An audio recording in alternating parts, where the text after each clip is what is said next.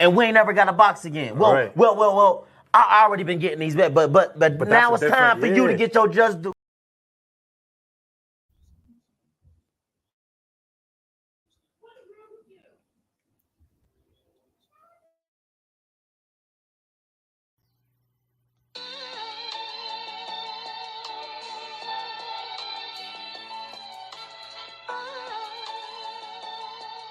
Yeah, you know the deal. We back again. Yo.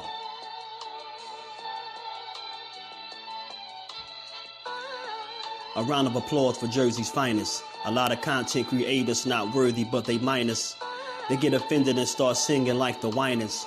Talking like they tough, but it's only screaming and whining. My homie JusDueBoxing is the cat you don't come to. Your squad get run through. By the time you come to, you duck food. You suckers talk tough on the internet, revealing all your threats. Now we got you trapped in the net. JusDueBoxing be on this grind, y'all better hustle up. You deadlifted 90 pounds, we doing muscle ups. There's really no comparison. His voice sound like a derringer. Throwing a towel, it's just embarrassing. My dog Just very philosophical and psychological, and he mixed it all with good boxing news. These YouTubers feel like Bishop, I guess they got the juice, but it's lonely at the top to Just to feel like child abuse. Be respectful, he don't want to talk wild and loose. If you can't relate, you get dismissed like a mild dispute.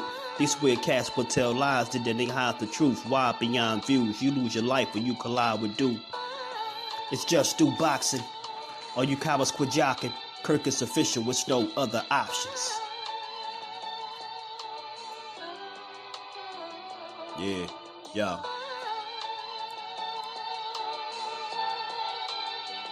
You know the deal. Judah Ben, we in the spot. JusDueBoxing, yeah. And of course, shout out to Mrs. Do, holding the whole family down. Word 'em up, word 'em up.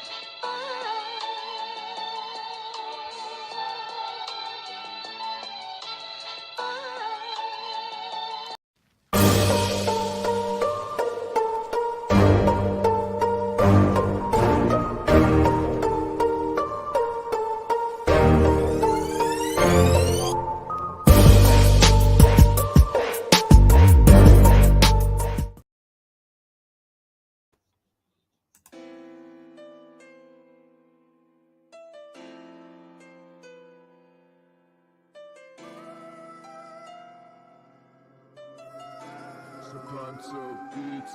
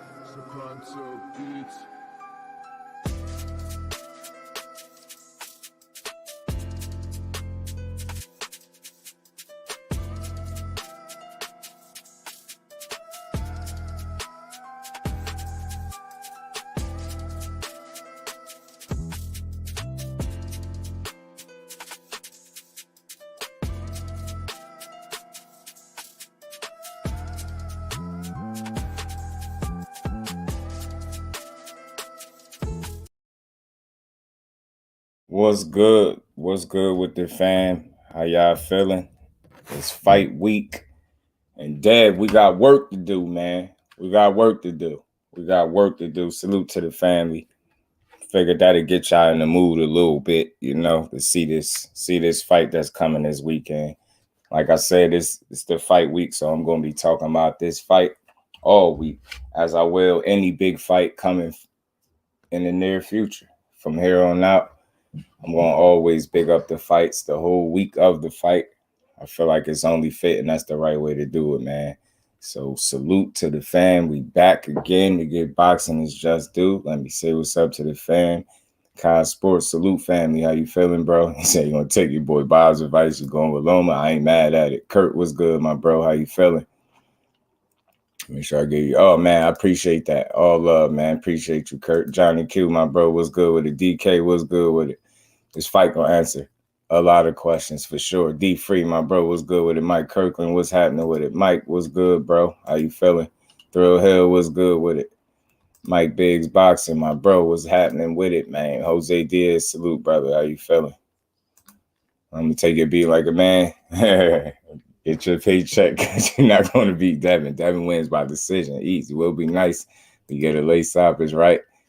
They're trying to do you what they did to Rigo, right? And you know what's funny, Jose? It's funny that you brought that fight up, right? Because did any of y'all hear the comment that Lomachenko made saying that this fight is like Rigo and Lomachenko? He said, you know, he's rigging down the situation, and Dev is Lomachenko. That's a weird statement to make. You know what I mean? Salute to the queen. Shout out, salute to the queen. How you feeling today? My bro Jim, what's good with it, Jim? How you feeling, bro? The AJ64, what's good with it, AJ? Salute to my bros. Aunt McQueen, what's good with it, family? D-Man, my bro, salute to you, Brody. How you feeling? Appreciate y'all pulling up, man. Like I said, this fight week, my bro Mike did send me the presser. I just caught like the tail end of that. And look, man, both dudes look ready. They sound like they ready. I'm ready to see this fight. There's been some different things being said. Like, I know y'all probably seen some of this stuff by now. Lomachenko seems to think that, you know, I mean, on one end, he's saying, you know, Dev's jab is not going to work. You know, his jab won't work, just like Ryan's left hook. I'm going to play the little clip. He said his jab ain't going to work with guys that know how to box. So it's safe to say that we know he's going to be preparing for that dangerous jab that Devin Haney possessed. And we're going to see if he's able to neutralize it or nullify it and get around that jab. Because if he's not, he is going to be in for a long night. God, so what's good, family? How you feeling, bro? He said, I'm slightly ready for the fight. Yeah, I'm trying to get y'all in the mood, man. Again, we're going to keep bigging this fight up. But just so y'all know, you know, not only are we going to be talking about this fight up until it get here, you know, I got a few other things we're going to chop it up on too. But I thought it was only fitting, like I said, to keep this fight going, keep the energy flowing, keep the interest like buzzing. Like I'm for sure excited to see this fight. I'm telling you, it's a meaningful fight. And again, the reason why I appreciate it, because we just seen Tank and Ryan, and we seen how people slighted that fight and they complained, and you had people saying they not, you know, supporting no exhibition, and I'm not, you know, watching no exhibition, and it costs too much, and Ryan ain't deserve this, and blah, blah, blah, and complain, right? Cool. So when I hear all of those things, and I hear people just complaining and things like that, you hear say Top Rankers is home. I don't see how with him essentially getting his walking papers after this fight. I don't know. Only reason because I gotta go to work this weekend. Oh, I feel you. I feel that, D-man. Damn. Salute to the family in the building. Y'all punched the like button for me. But yeah, so look, man, you had people complaining about a big fight instead of enjoying it, the event, the spectacle, the fight that was Tank Davis and Ryan Garcia. People instead wanted to slight it and complain. So what I'm saying is we're getting the exact opposite of what people just complained about. You get what I'm saying? Y'all said Tank and Ryan was an exhibition. Now we got Dev and Loma. That's not an exhibition. You said Ryan didn't deserve a fight with Tank. That can't be said with Lomachenko and Devin Haney. You get what I'm saying? You call one an exhibition again. One, you can't say that. That's going to be a tactical fight. That's a 50-50 matchup, right? You get what I'm saying? The only clear-cut advantages is the size and reach for Devin Haney, right? Other than that, it is going to be what it's going to be. It's a 50-50 fight. On top of that, the price point is lower. It's a $60 fight, but you get a whole good card. That's good, right? So you really got the polar opposite of what the people just complained about. And let's see if people support this fight. Because again, this will prove my point. Some people are just around to complain. They don't appreciate the sport that is boxing. They don't appreciate the sweet science. You get what I'm saying? If you want to call one an exhibition, cool. Well, this one is not. This should be a diehard. You get what I'm saying? Y'all said Ryan Garcia and Tank was a casual fans fight. This is what they said. Cool, no problem with that. Well, we got two tacticians in the ring, two technicians, should I say. You get what I'm saying? In the ring, you get an exact opposite. You getting a real fight, right? So again, nobody should have no issue bigging this fight up, talking about this fight, because this should be exactly what people want to see. Because if Tank and Ryan wasn't something you want to see for the reasons I just mentioned, this fight again is the exact opposite. So I just want to make sure people are just not the ones complaining, man. You getting what you asked for with this fight. A meaningful fight. It's a fight that's undisputed. It's for the belts, right? For all the people that's making a big deal about the belts, right? The winner of this is still gonna be the man. You get what I'm saying? So this is gonna be a real big fight, sir. And Bo, what's good with it, fam? LeVar, what's good, bro? How you feeling? Edgar Chavez, what's good, Brody? Jersey in the building. Word for Devin, because they ain't even attempting to hide corruption in boxing no more. That's a fact. But you know what, Kurt? You know what they did do for us? You know what solid they did for us, Kurt? They went and got a referee that I think we could say is going to make sure it's a fair shake. You know what I mean? Salute to LWBoxing. He tagged me in something on Twitter with them saying the judges that they're going to get. So they going outside of what they normally do to get the judges. So I think that's going to make these fights, not just dead fights, it's going to make these fights all be on the up and up.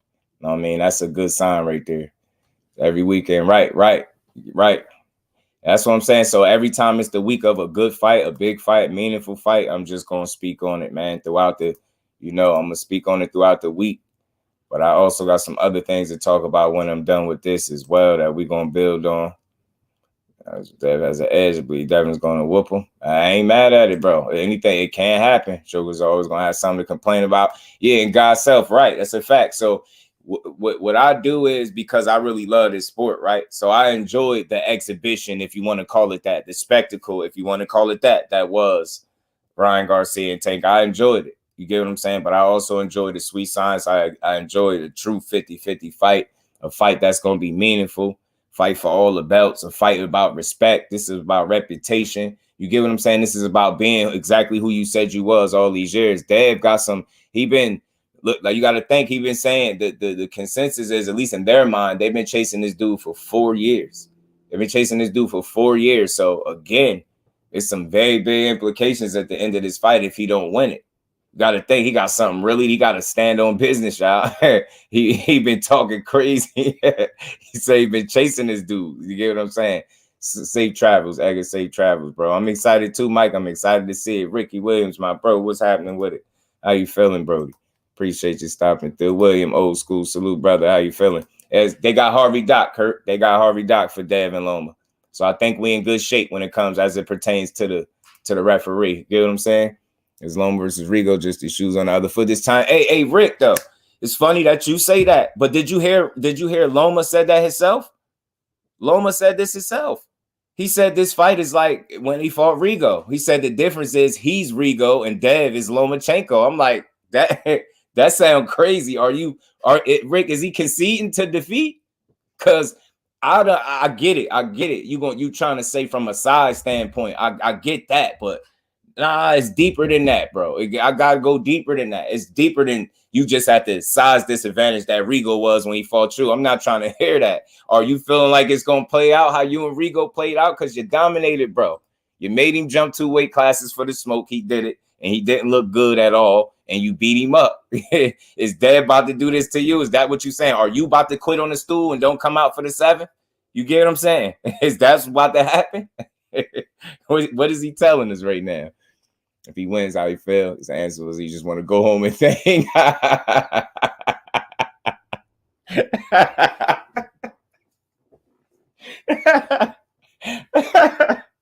That's funny. He said Loma said he just want to go home and think. Loma's not talking like this. His lifelong dream of becoming undisputed. Say that man say he just want to go home and think. OZ Boxing 22, salute fan. Appreciate you pulling up. You sense the nerves on which side? Where you sensing that? Talk to me. Talk to me. Jelly Bean, salute fan. Appreciate you pulling up. We couldn't beat that. Yo, what if that's what he's saying, though, Rick? What if that's what he's saying? What if that's what he's trying to do? Concede to defeat on the low. Mind games leading up to this fight. Yeah, he been quiet. He barely want to answer questions. Rigo is as tall as my chin. He will kick my ass, but he's a small person here. Rigo is a tiny guy. Baby Shoes gonna have a rough.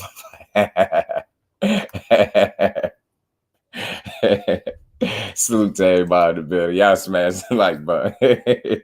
He said Baby Shoes will have a rough night. Man.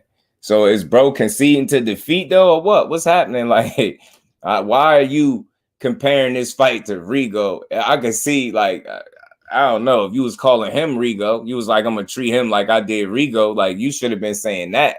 I don't care how big he is, but the fact that you made that comparison is just it's a bit strange to me. It's a bit strange, bro. It's a bit strange. It's bro, as my word, it's Loma getting undisputed. It's Bob's dream too. That's what I'm saying. It's like Bob living through Loma, yo. He gonna make sure Bob gonna pull them strings. Left hook, but man, it doesn't. He gonna pull them strings. He don't do nothing else. He gonna pull them strings. Moment dad and trainer said no one's called. Yeah, facts. I caught that part, DK. Yeah. So look, it's kind of, in a sense, you gotta be real. I gotta give Dev some credit right there, man. I don't think that's an exaggeration, because I think Bill asked that question specifically for a reason. What did any other top fighter, was they ringing your phone like that to fight him? He said no. So that was telling.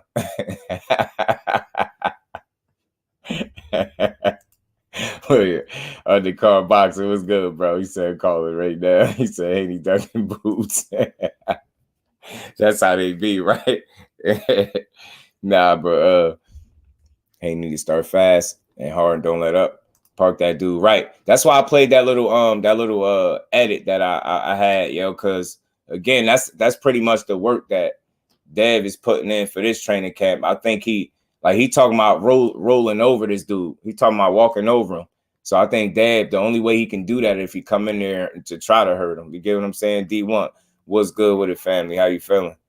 He's saying up there. I don't think Loma knows what he's saying up there. Yeah, it sound crazy, right? Some of the stuff he was saying, just a little, not, I want to say crazy. I want to use a better choice of words. It's just a little interesting, should I say. Didn't scream confidence at all on Loma's side, right? They just seem like, I don't know, like you ask him, is this a big fight? Like this is, you know, it's Pops, like this is, you know, his trainer, like this is one of the biggest fights. Nah, this is the biggest fight for you because you never fought for Undisputed, bro. So this is your biggest fight that you've ever fought for. You keep talking about it's not the crowd that necessarily makes, you know, or determines the magnitude of the fight. It's what you fighting for. You fighting for your dream, your lifelong goal of becoming undisputed. It's undoubtedly the biggest fight that you've been a part of. What are you talking about? I don't care about the crowd. Was any of those fights for undisputed and with money on the line and your reputation and everything like that? I don't think so, buddy. You know what I'm saying? I'm on the fight day next. Me too, bro. I swear I'm ready to see them dudes get in there. Cause he gonna be hurt with Devin put it all on my ass. Yeah, man. He gonna be sick. Loma should have fought him when he was green. Hey, Thrill. I was saying that too, bro. I was saying that too. Mike Kirkland said, what? What's that? What's that, Mike?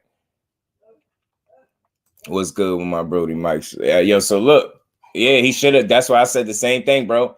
Thrill, he should have fought him when he was young. Cause I said now it's looking like you fighting a guy right when he is confident as ever. And again, I think the good part about this situation, I don't think he's overconfident, right? I think he allowed Dev to get the right kind of seasoning. You get what I'm saying?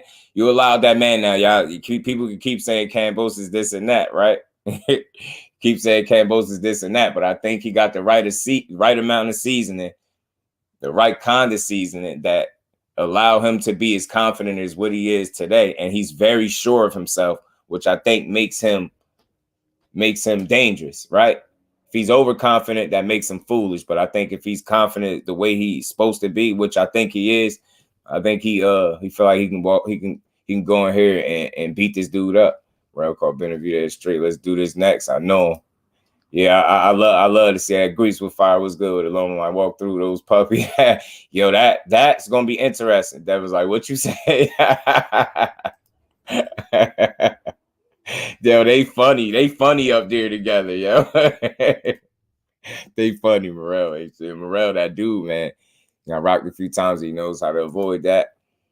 And not only that, too, guys, I think him getting rocked allows him to deal with it a bit better if it happens again. Is that fair to say, right? Because you at least experienced it to some degree. You know what I mean? You don't see anything. L Train was good with it. You don't see anything in Haney's arsenal to stop Loma in his tracks.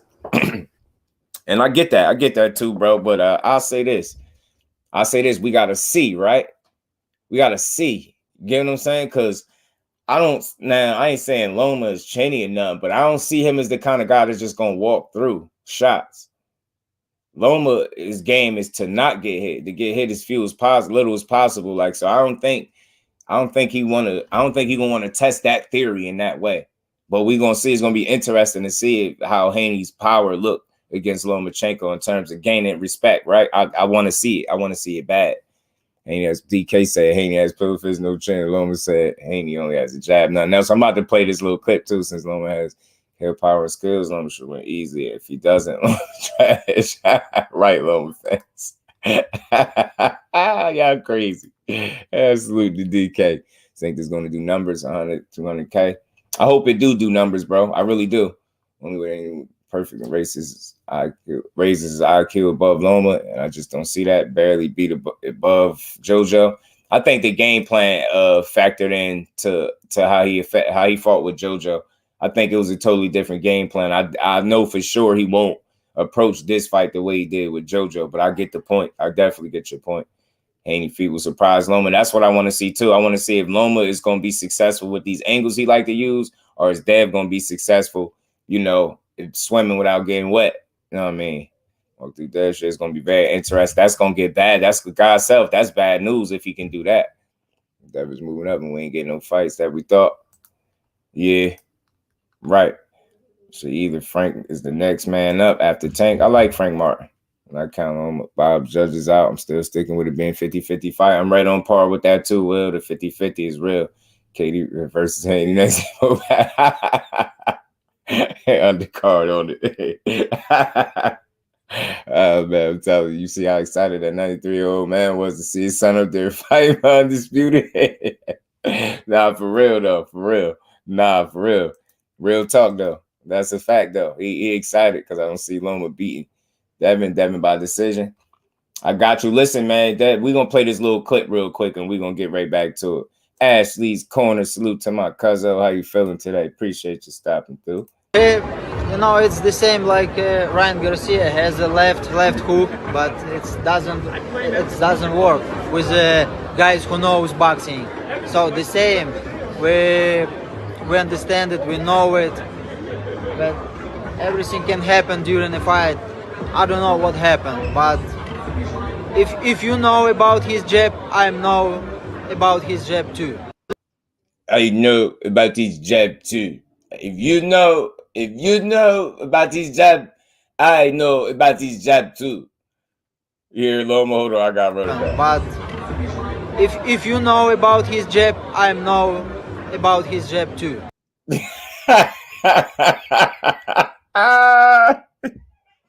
Yeah, y'all know I'm a fool, yo. If you know about this jab, I know about this jab too. Yeah, Loma had to try hard to say that. That was hard for Loma. You know. But let's get into this, bro. So the fact right off, because we know even though this clip was like 20 seconds or something, right off rip, the fact that he equated Devin Haney's jab to Ryan Garcia's left hook is wild. Like that didn't get past me. He ain't gonna just skip past that part.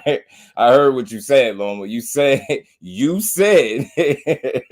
just like Ryan Garcia left hook, it won't work. Loma disrespectful, yo.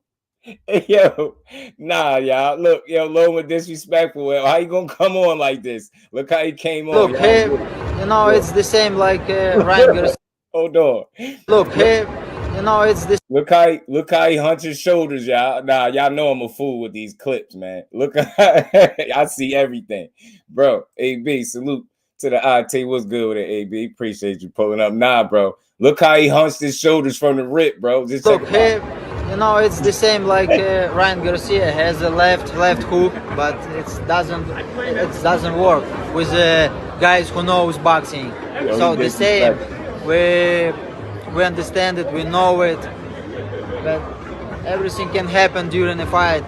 I don't know what happened, but if you know about his jab, I know about his jab too. If you know about this jab, I know about this jab too. Loma crazy. Loma shout out, y'all. He's disrespectful. He compared Devin Haney's jab. Dev Haney got one of the best jabs in the business. Ryan Garcia don't got one of the best left hooks in the business. Y'all got to stop lying. That was always a false narrative. This is no disrespect to Ryan Garcia. You never had one of the best left hooks in the business. How do I know that? How can I make that assumption? How can I come to that conclusion that you don't have one of the, because you never fought one of the best fighters and actually been successful with the left hook. That's how I know you don't have one of the best left hooks in the business. You got a good left hook against guys like Loma is saying that's not experienced, that don't know how to box, bro. Your left hook. Andrew Gray, salute, fan. Appreciate you pulling up. How you feeling, bro? Think that would be more successful with single jabs with Loma punching between double and triples? I think so too, Kurt. I think so too. But I think it's going to be important for him to mix up the variation of the jab, being that that's his go-to. That's his bread and butter. What's good with it, Andrew? How you feeling? Miss Joette, salute to the queen. How you feeling today? I'm always trying to act like you didn't understand something. I'm telling you, this is funny, yo. You say Loma need phonics. Oh, man. So he's contradicting himself. Right. Right. Nah, he is though. Now this is funny, y'all. Loma is flawless mentality. Dr. Mark, salute to the OG. How you feeling, bro? Appreciate you stopping through. Loma's worry usually isn't disrespectful at all. Right. He said he's left hook. He said, if you know about this job, I know about this job. He said just like Ryan's left hook, it doesn't work. It doesn't work. Loma, wow.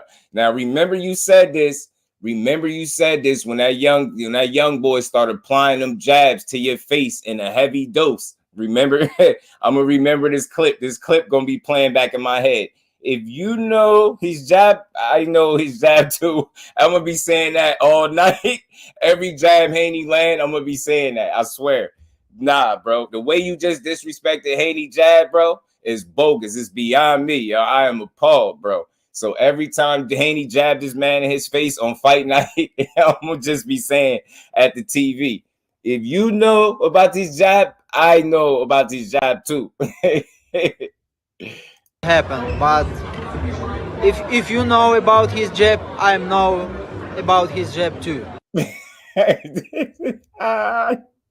Y'all don't get it, yo. This gonna be playing in my head with every jab he get hit with. I'm gonna be crying, yo. Prize Fighter TV, what's good, fam? How you feeling? He say he called that it's his jab. Q Ruffin, what's good, Q? How you feeling, bro? If you know about these jab, I know about these jab too. Like, Fate, what's good, my bro?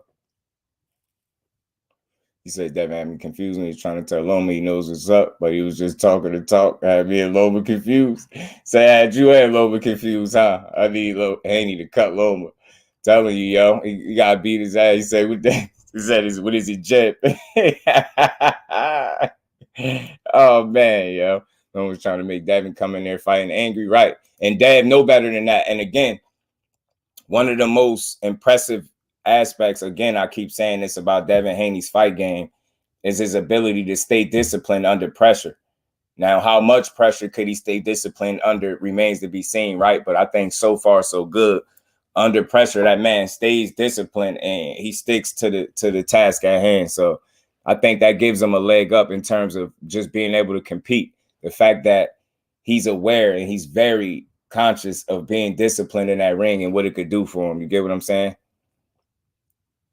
Jermaine Wood, salute family. Appreciate you pulling up. He said, Nessa, the boxing voice is saying sources are telling Ryan Garcia chose Derek James as a new trainer.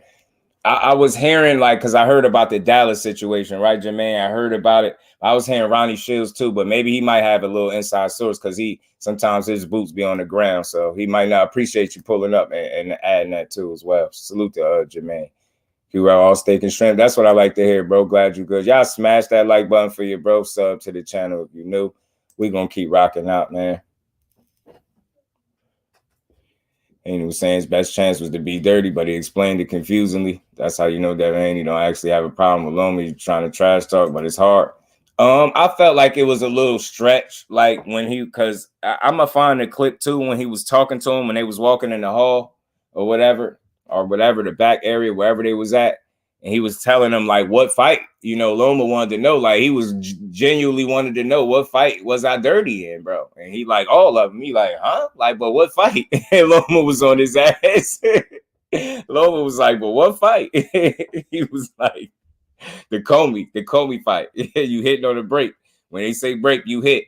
They don't have that much to say that he's dirty with, but they see the little shit, the little stuff that he do. You know what I'm saying? Devin is cool, calm, and he's going to destroy them. Yeah, man. Dev is in his bag, y'all. He's in his bag. Yeah, he said the Comey fight. Salute the undercard. It's your son's birthday. Happy birthday to your son. If it's your son's birthday today. Y'all punch the like button one time for you, bro. One time for the one-time sub to the channel. Salute to Jermaine. Appreciate you.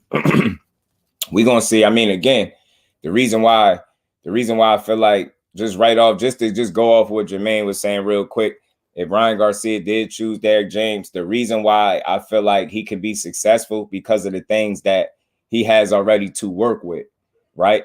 If Derek James could, just saying hypothetically, if that's where he at, if Derek James could work with him and get him to be more disciplined and more assured of himself and what he's doing, you get what I'm saying? Like, he got some stuff to work with, and I think Derek James, you know, with making him more technically and fundamentally sound, you got to think he got some fundamental issues and things like that.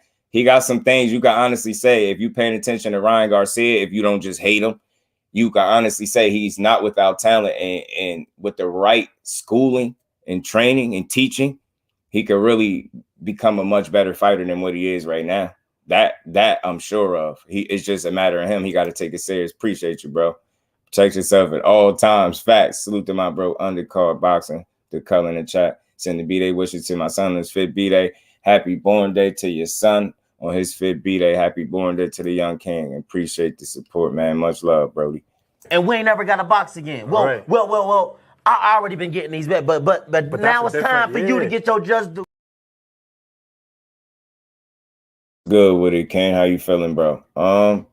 That's a good question. He said I want to hear from Devin, not Bill. Yeah, I'm with that too. I'm with that energy too, Will. But I feel like I get it to a certain degree, right? But I'm with you. I'm always down with hearing from the fighter more than anybody else. But who has more power? I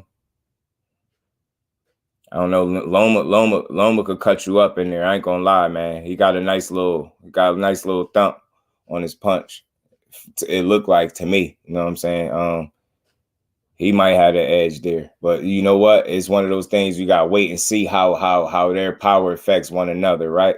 And we'll definitely be able to answer that question better. Salute to you. Appreciate that. Yeah, appreciate you. Salute to my bro Undercard. Loma definitely trying to mess with Dev mentally, right? And it ain't gonna work. Dev on point. He locked in. He switched on, y'all. You talk how you say right things at the right moments. There's a lot of moments he contradicted himself.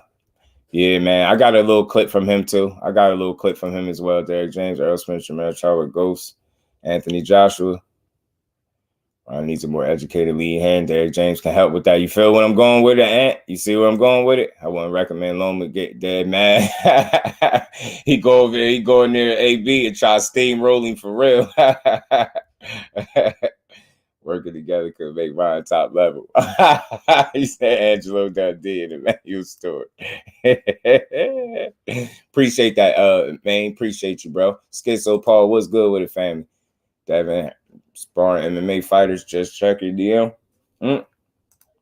Is he? What? Why would he be doing that? Devin got the jab waiting for Loma. Yeah, right. He got the jab. The jab. Oh, man. Y'all stupid, yo. Y'all crazy. Man, what? He out here sparring MMA fighters. How that's supposed to help? Bro. Nah, bro. How that supposed to help, though? Am I missing something? Man, dude look like a mini David Benavidez, bro. If we don't get his ass out of here, bro. What Haney about to beat up on this man like this for? Dude all in the camera like you about to, boy, you there to get beat up. Boy, you work right now. What is he doing? It's like a mini David Benavidez. He don't get his ass out of here, man. What is Dev doing with him in the ring? Nah, but Lomachenko, man. Lomachenko was funny, man. That was funny from Loma. Loma said, if you know about this jab, I know about this jab too. I said, okay, we gonna see. King Judah, what's good with it? And fighters try to get Devin's head because he last time dude generally finds out the fighters amusing. No, he really be over there laughing, bro. He do though. King Judah, he really he be laughing. Dev be over there living it up, yo. He don't even care. He embracing the moment, yo. He moving like a champion to me. He answered the questions the right way. He ain't talking. I don't know. I mean, none of them is. Nobody's perfect, right? But I think he on point. I think he locked in, man. Angelo Dundee, a great trainer. I really never threw a punch to the body. They probably spar with MMA fighters in case Loma try to rough him up, right? To help with the clinch work. Oh, okay. I could see that. Though. I could see that. Maybe just the small dudes. I don't know what he's doing with the MMA dude. Right, you seen how dude was pumping himself up in the camera, bro. Like Marquez did Juan Diaz, just a thought. I remember that fight too. 15-2 MMA fighter. inside as possible. Work on the clinch. Right. I could see that now that y'all say that, though. I wasn't thinking that initially, but I could see that now that y'all saying that. And again, man, this is good. This is good, though. This is good entertainment, man. This is good content at the end of the day for me. I hope for y'all as well, because when you hear Loma talk like this, like, again, I'm gonna remember this on fight night, y'all. When he said that, he know about his jab. Knowing about it is one thing, right? But can you do something about it? Can you stop it? Can you nullify it? Can you neutralize it? You get what I'm saying? Can you stop him from being successful with the jab that you speak of, that you say you know about? You get what I'm saying? Are you successful in doing that? You get what I'm saying? Because if you are not successful in doing that, then you're going to end up getting beat up. You get what I'm saying? You're going to end up getting beat up, and it's going to be a long night for you. You know what I'm saying? I'm telling you. Still at that feeling. Mike Jones, what's good with it, bro? Appreciate you pulling up. You see Devin Pivot interview. Very mature, man. Hey, yeah, you talking about the presser? The presser, Mike? Salute to Mike coming in and put the color in the chat. Much love and appreciation. And we ain't never got to box again. Well, I already been getting these bets, but now it's time for you to get your just do. Salute to Mike Jones, man. Appreciate you. Said Loma say if he beat Devin. And he pound for pound too. Loma ain't so pound for pound, so he think he can decide. Yeah, like he get to pick and choose who go on the list. Devin was handling the spotlight a lot better than Till did when he had some belts. DK, that's what I see. I'm able to identify with that, bro. That's what I see with Dev. I see him handling the moment very well. I think as a result, it's going to benefit him down the line. It's going to reflect in his performance. You get what I'm saying? Handling the moment the right way is important, and what's the most important factor we all know is how he's gonna look on that scale. And once he get past that, then it's showtime. It's showtime from there. You know what I'm saying? But I like the way he handling his business right now. Yeah, he did look a little agitated, right? He wanted to know, like, bro, dirty how? Loma was offended. Sante L, salute family. Appreciate you pulling up. How you feeling? Loma look like lost when he called him dirty. Yeah, he couldn't understand. Like, he was like, bro, like, how? Like, he needs some straightening on that. Loma was like, dirty? Like, huh? Like, me dirty? Oh man, son of God, salute family. Appreciate you pulling up. 5-star boxing talk. You know it. We on the job. Let me play this little clip from Dad. You can watch, a bunch of film on me. I got more tools than just a jab. But like I said, I feel like he's a dirty fighter. I feel like that he tries to fight dirty, and he hits on the break and try to get in and hit you behind the head and do stuff like that. So he has a right to feel how he feels. I got the right to feel how I feel. May the best man win. I'm gonna go in there and handicap him on his best attributes that I know that he does, the habits that I know that he does, and stuff that he doesn't like. He's gonna try to do the same to me, and let's see who's victorious in that. And again, bro, like I don't know. Little clips and interviews like this go over people's head, but I always get something out of it, right? I like the way he's answering the questions. That's not the end all be all, right? He still got to make the weight and look good doing that, right? And be healthy in there, right?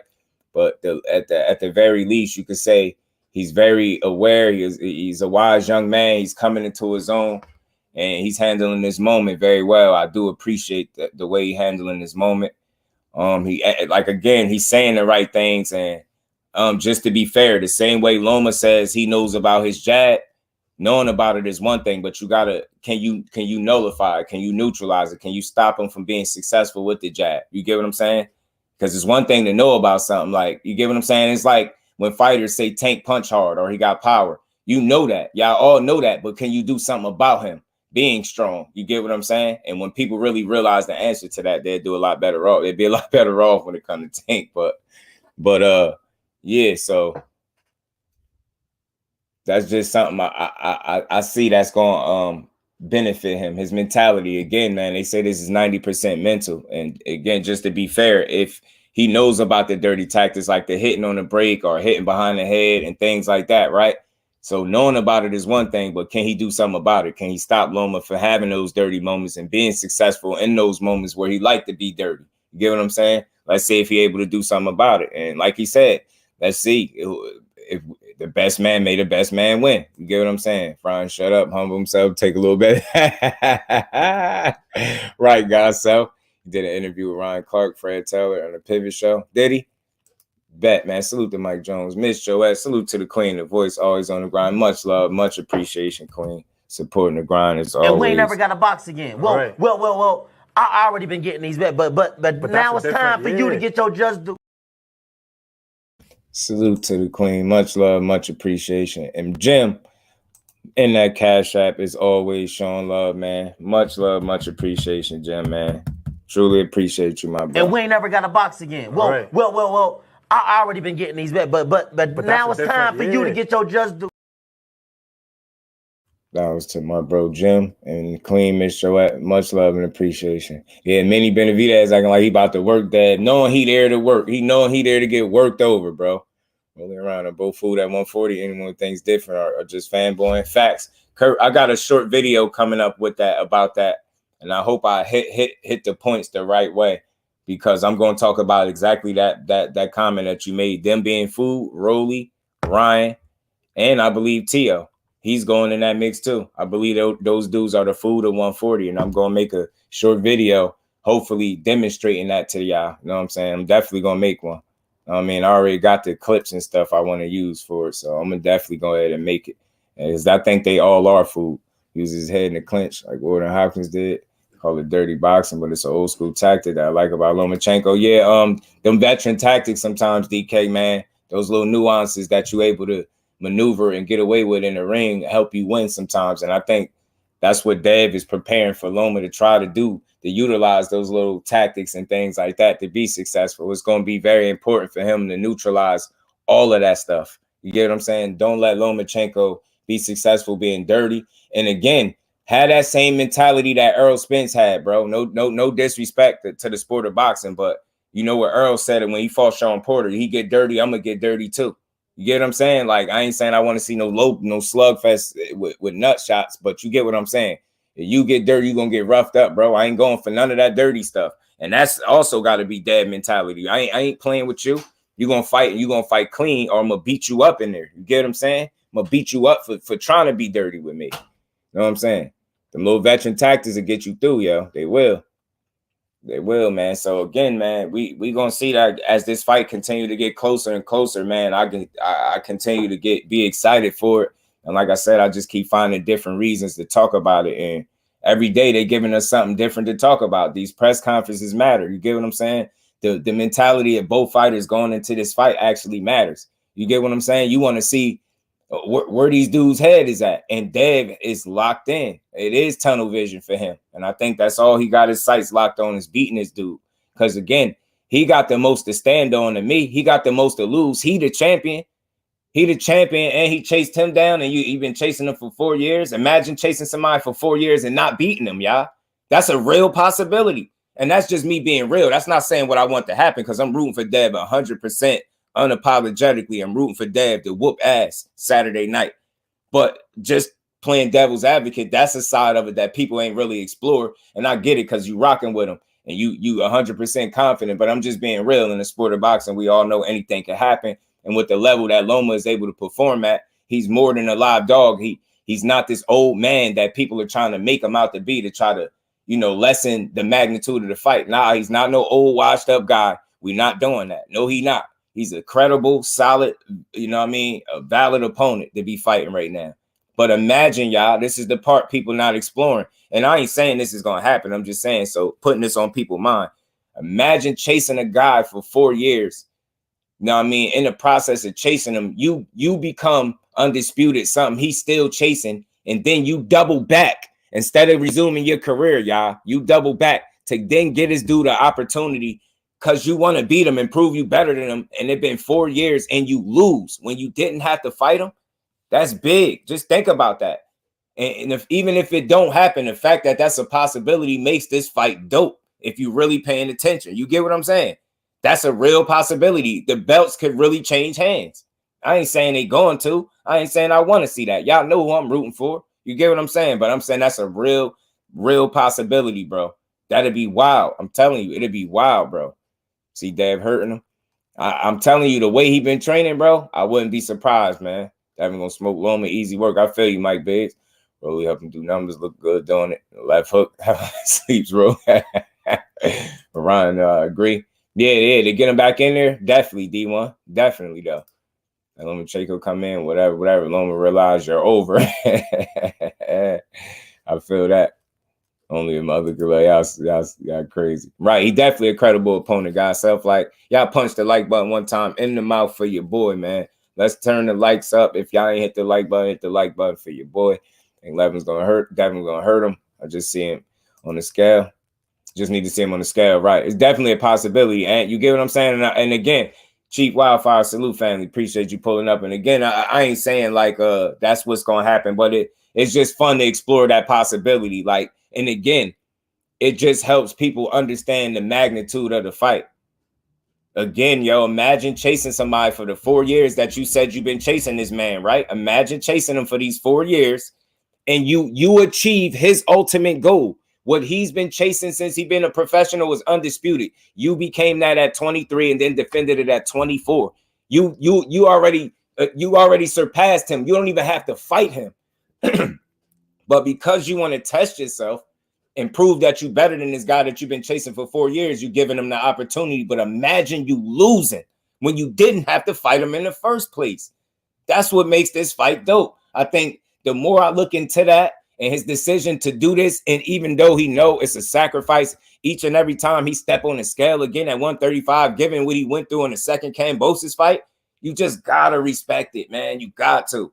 And again, I'm Just Do, so I'm gonna give him his. I'm gonna find different, you know what I mean, layers to break this fight down. That's gonna make it interesting. I ain't hear nobody speak on that. Because again, more people focusing on him winning. And I get it. I get why. Because I'm rocking with him too, to go in there and handle business. Like I keep saying. JJ, salute, fam. Yeah, I want him to do numbers too, man. Devin can endure the same punches Ortiz took if they had. That's a good question too. That's fair. That's fair, bro. That's fair. That's fair. And you can't say one is better than the other until they find each other. And that shit is speculation. You get what I'm saying, D1? All this stuff makes for a great fight. You get what I'm saying? I just explored that side of it, just to add more layers and depth to the fight, because more people are focusing on him just going out there and dominating or winning. And I get that, because that's what I would love to see too. But again, the fact that the possibility of him losing his titles and giving that man an opportunity, and you be the sole cause of the reason he's fulfilled his dream and then shortchanged yours and stopped your reign. Think about the implications of that. He do got some real pressure on him, if we being honest. He got some real pressure, and I respect it. Both guys, because look, for Dev, just like Eddie Hearn said, right? Y'all smash that like button. I read an article where Eddie Hearn said, you know, the belts is Dev leverage. This is why he's sticking around at 35, even though it might not be the healthiest for him, because without the belts, he has no leverage, and I get that. But just again, imagine that. You lose them belts. That's everything you worked for in your very young career, and then you become the sole purpose that the guy that you chased for 4 years has become undisputed and stop what you was doing. That's pressure in and of itself, even if he ain't trying to look at it like that. I see it. I see it that way. I see it that way. This is a great fight for so many different reasons, and I want to big it up like that. You know what I'm saying? Send a young man down to the downward spiral. Man, Hong fam, salute fam. Appreciate you pulling up. Smash that like button, sub to the channel if you new. Come rock out with your boy. Inside always get caught in the inside range because he can't go. JoJo got him there. Linar's got him there. It's the closer the people think Loma inside game good. Yeah, man. And Loma got better inside game than both of them, but he didn't have half of the belts. Yeah, Devin has all. Yeah, and that's what I'm saying. So that's why it makes this fight crazy, because the fact that he giving a dude an opportunity that want what you got, you could ignore him, but instead you running right to him for the smoke. So you standing on business. So all that time since you was about 20, that since you've been calling him out since you were about 20 years old, you was serious about that. You was serious about fighting him. You was serious about proving to the world that this dude ain't better than me. I love that energy, yo. I do. Personally, I love it. And he don't see an old man. He don't see an old ass dude. He see a guy that's still credible. He know Loma for real, because he wouldn't want to fight him if he didn't think that. This fight would be competitive, and we think. Me too, LeVar. Me too. That's why I call it a true 50-50, bro. It's a real 50-50. And Loma is going to get up for this fight because he know the challenge that is going to be in front of him, man. That's why he keeps saying this is going to be interesting. Yeah, it is going to be interesting, bro. Easy. He's one of the best on the planet. I'm telling you, bro. I'm telling you. If he make this look easy, that's crazy, bro. It's going to be a fight. Loma, a dog, right? If he make it look easy on Loma and style on him, that'd be wild. Yeah, I love it. I'm telling you. And I'm rooting for him 100%. So, again, the only reason I explored the possibility of losing, not because I'm thinking like that, because it's a real thing, right? He's fighting a real opponent. So I want to treat the fight as such. That's what makes it a 50-50 fight, because you see cases where both guys can win, right? That's a true 50-50. But it's up for Dev to remove that. You know what I mean? Take that up out of him and make it a 60-40, 70-30 if he could. You get what I'm saying? And whoop his ass. You know what I mean? We can hurt Loma. Gotta hit him with something he isn't prepared to defend. I feel that. I definitely feel that. Can you just agree to beat Loma and moving up undisputed will be his leverage going forward? Right. That's why I'm saying losing it would kind of change that plan. It won't be the same. You get what I'm saying? If he was to lose.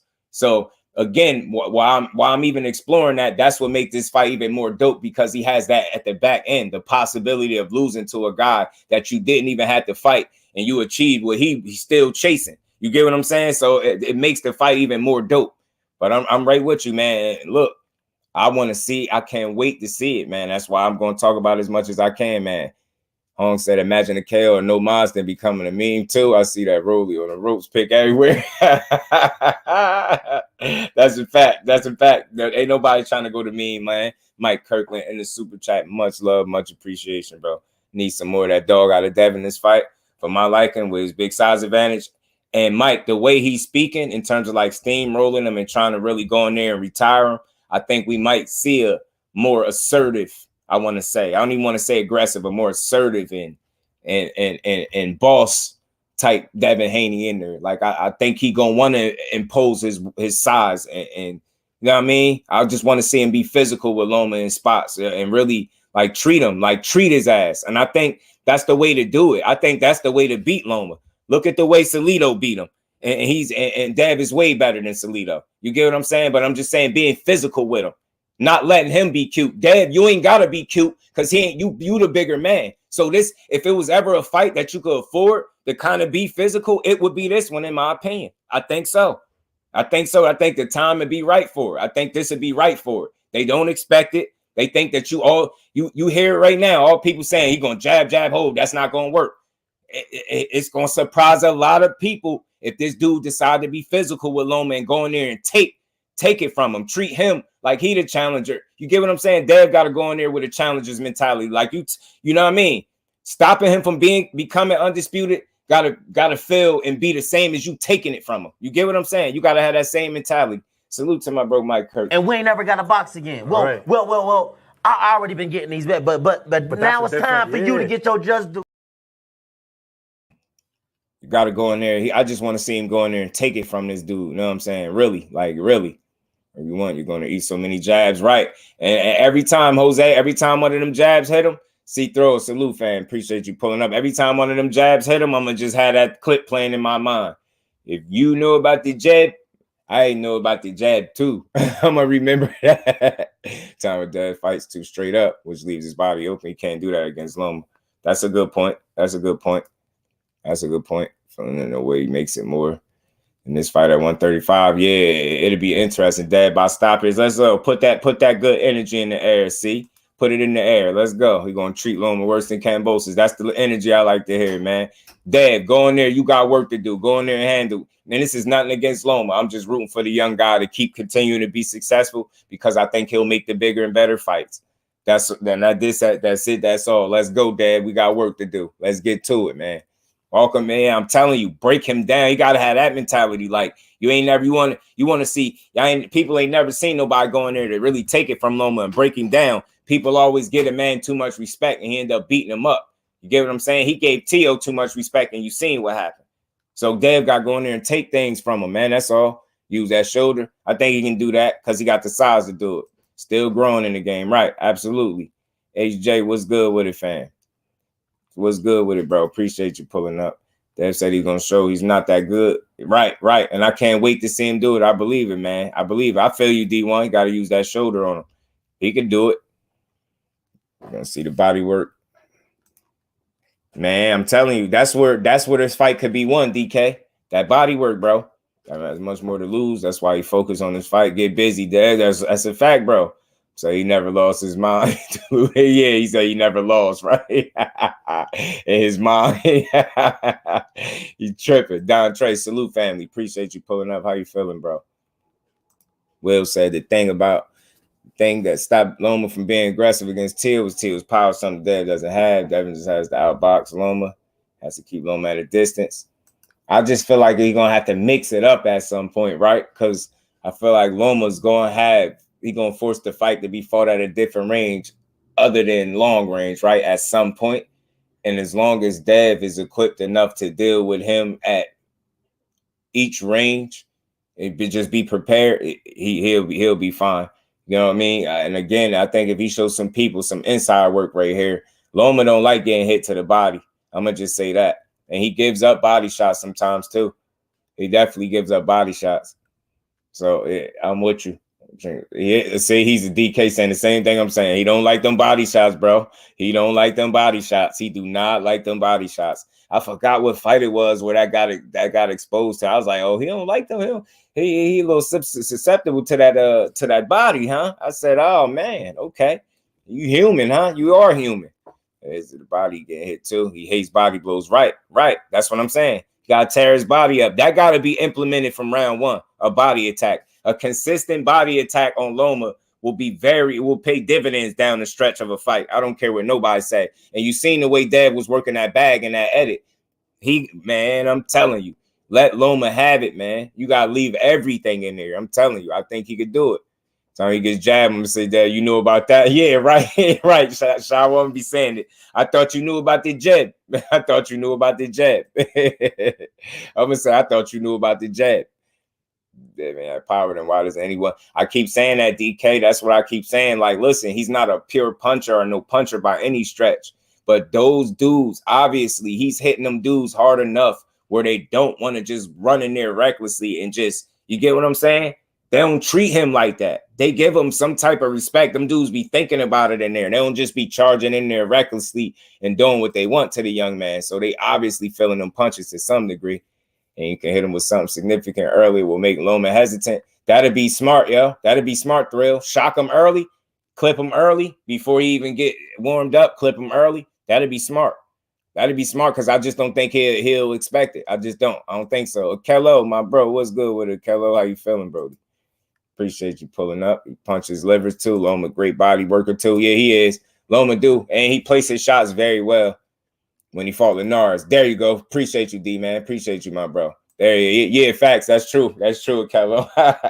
I just see, I guess I could say I got to see to what level that Loma don't like them body shots in that fight. I was like, oh, okay.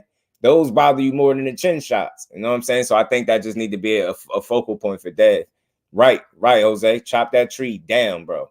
Loma definitely going to try to be tricky. He definitely going to try to be tricky. That's why this fun. I'm telling you, I appreciate you, bro. That's why this fight is fun, bro. We're going to enjoy it. We're going to enjoy it, and I just want to keep bigging it up because it deserves our attention, bro. It's an undisputed fight. One of the young kings is putting on, and the titles changing hands could be a big deal. It don't have to be like that, but it could be. You know what I'm saying? We caught him with a body shot. Loma got on that bike. Yo, Aunt, you don't like it. James, salute fan. Appreciate you pulling up. I heard Garcia don't like body shots either, Miki. Salute. Appreciate you stopping through. Nah, he don't. He learned that. He learned that the hard way. Salute to Miki. Appreciate you pulling up, man. Smash that like button, sub to the channel if you haven't. Man, yeah, he plays body shots very well, though. Loma got a jab. Dev got to get to the body. Devin got a jab. Loma's head off. Yeah, right. And Dev got a jab, be successful with that jab, and go to the body, yo. He got to. That stab to the body, it take a lot of air out of the tires, livers. You know, I'm telling you, somebody getting their body broke up. Dev can slow down at any point in the fight. Nope. That's the bang with him every now and then. That's what I'm saying, Mike, just to let him know, right? Just to let him know, like, don't let them just think that you the bigger man. Remind them every now and again, Mike, like you saying, remind them every now and again that I'm bigger than you, bro. And I can use it. Like, you get what I'm saying? Make him feel it in there. That's why I said, bro, break his ass down, yo. Break him down and make him feel it, bro.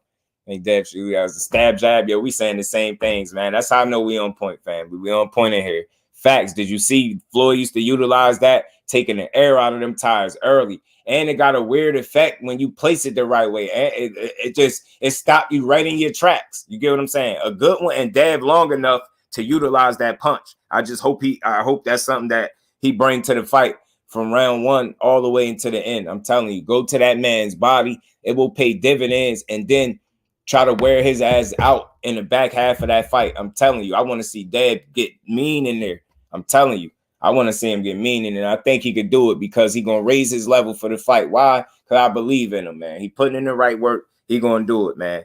I'm saluting him. I'm rocking with him. I think he's going to do more than jab. I think this is the fight that people asking for Dev to go in his bag more. I think he will. You get what I'm saying? I think he will, because I think at points he will have to, and he won't have no problem doing it. You get what I'm saying? So it's all about preparation, man, and knowing the challenge that's ahead of you. I think he understands, man. He ain't overlooking Loma. You know, I think, again, the confidence that he has in himself is simply because he knows he need a certain level of confidence to go in there and perform the way he need to. It's simple and plain, and he ain't going in there to play with that dude, man. I also did an interview and said, hit me in the liver.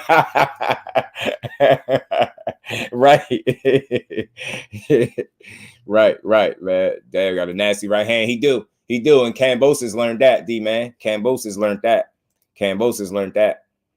It's happening, though. We'll see. Devin Whipson, I'll give him his credit. I don't think so. Yeah, we're going to see, man. Fat. Yeah, stops him right in their tracks, King Judah. It's a very educated, intelligent punch to throw.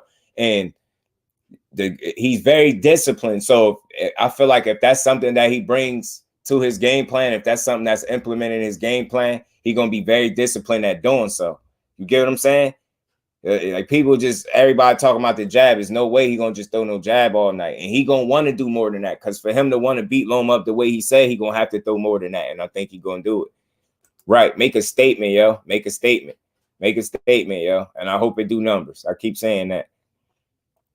The guy who was punching the grease off Bozo. Facts. Kambosos felt it. And speaking to that, D-man, I watched the interview, and Kambosos, why I could respect Kambosos right now? Why I could respect Kambosos? Because he allowed himself to be humble.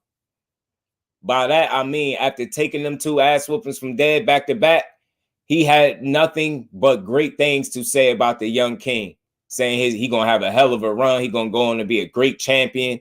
He also shot 2 narratives down in one interview. And I got to give Kambosos his just due on that for being a real one. Got to give him his just due on that. Kambosos shot down 2 false narratives, in my opinion, that people been spewing with Devin Haney for years. The whole notion that he's pillow-fisted and he can't punch, right? People say he's pillow-fisted and he can't punch. Well, that's coming from people, mostly from people that never been punched by him. That's coming from fans and stuff like that, right? So who am I to believe? The fans that saying he can't punch, that never been punched by Devin Haney in their life, or the guy that been in the ring with him for 24 rounds getting punched in his face by him, that said his power from the first fight to the second fight increased. Get what I'm saying? So he gave him credit for his power. Then another false narrative of Dev, that's false narrative number 1, the pillow fist, that he shot that down. This whole notion, because he got buzzed by a guy and Jorge Linares by a punch that he didn't really see, when Jorge Linares had more knockouts than Dev had fights at the time. He also said he hit Dev with some shots, and he was right there. He said he don't see no problem with his chin at all. So again, who am I supposed to believe that he's so chinny? A guy that never punched him in his face before, or the guy that's shared 24 rounds and was able to land punches on him throughout those fights? You get what I'm saying? That's 2 false narratives. I got to give him his just due. Salute to Kambosos for keeping it real and allowing this young 24-year-old king to humble you. Instead of being a sucker, you could have had a lot of spiteful things to say about him after he ended your reign and beat your ass in the land down under, right where you from. You could have hated on him, but you didn't. And I got to respect you for that. You gave the man his utmost respect. You didn't give him no halfway compliments, and you shot down 2 false narratives in one interview, and I got to respect you for that. So again, I ain't hearing none of that chinny stuff until somebody shows me that he's chinny. Chinny is not getting buzzed one time in a fight, in a round where you didn't catch a punch. where you didn't see a punch. That happens to everybody. That doesn't make you chinny. And again, people make more noise about the guy getting buzzed in a fight that he dominated than Lomachenko getting sat on his back pockets by the same guy. You got to remember. So if anything, Lomachenko would be chinny because he actually got put down. I hate that. Again, I don't come to the protection of these fighters. I just hate false narratives. You can't say the man is chinny and ain't nobody hurting him.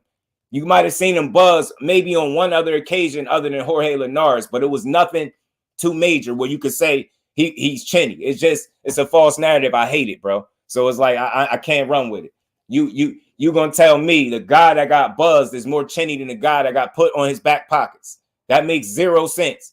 Just like Rolly saying Barroso hit 1,000,000 times harder than Tank, but he got up from a Barroso shot and finished the fight long enough for them to cheat for him. Whereas with Tank dropped him, he couldn't finish the count. Makes zero sense to tell me a dude hit harder than a guy that you survived. It makes zero sense. So again, man, I'm rooting for this dude to really go out there and do that. The dude that got popped by the pillow. You get what I'm saying? He was getting lit up. Cambosis was talking crazy at first too. So you Chenny let me in there. My bro face said, let me in there. Yeah, he do got some long arms. I think he got like a 5.5 inch reach advantage, maybe. I think in this fight. I think Skywalker Boxing, my bro. What's good with it, Skywalker? How you feeling? Appreciate you pulling up. Pac-Man, ATL, Tay, what's good with it, bro? How you feeling? I'd rather listen to the fighters and the hating casual. That's all I'm saying, bro. I don't come to the protection of the fighters. I just hate false narratives in boxing. It don't matter who it's against. I hate it. You get what I'm saying? And again, it's his fight week. I just want to give him his just due. I gave Lomachenko his as well. He ain't did much to sell the fight, but he is here. He ain't turned down the smoke. He is chasing undisputed as well. I'm pretty sure he gonna go in there and put on a show for his people as well. You know what I'm saying? But I'm definitely 100% rooting for Dev. I'm behind him 100%. I want to see him go in there and step on this dude straight like that. I just want to see him step on him. You know what I'm saying? And again, I can't listen to a person that never been punched by Dev saying he can't punch, and then a guy that shared a ring for 24 rounds that says something otherwise. You get what I'm saying? So I'm gonna go with the guy that been being punched in the face by him, as opposed to somebody that ain't never took one solid shot from the guy. You get what I'm saying? Ryan the Tank arm length was just like 2 inches. Yeah, it wasn't that. He ain't have no major reach advantage at all, bro.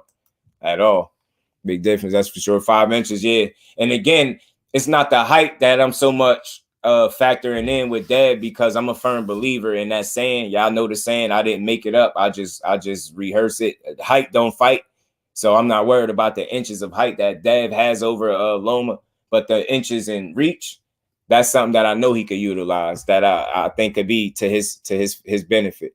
And people talk about Haney the way you do, just do. See, you got to see, they got to tune in more over here, Mike, because see, I can make people Haney. See, I appreciate that, bro. See, I could get people to appreciate Haney. See, it's all you got to do is be realistic.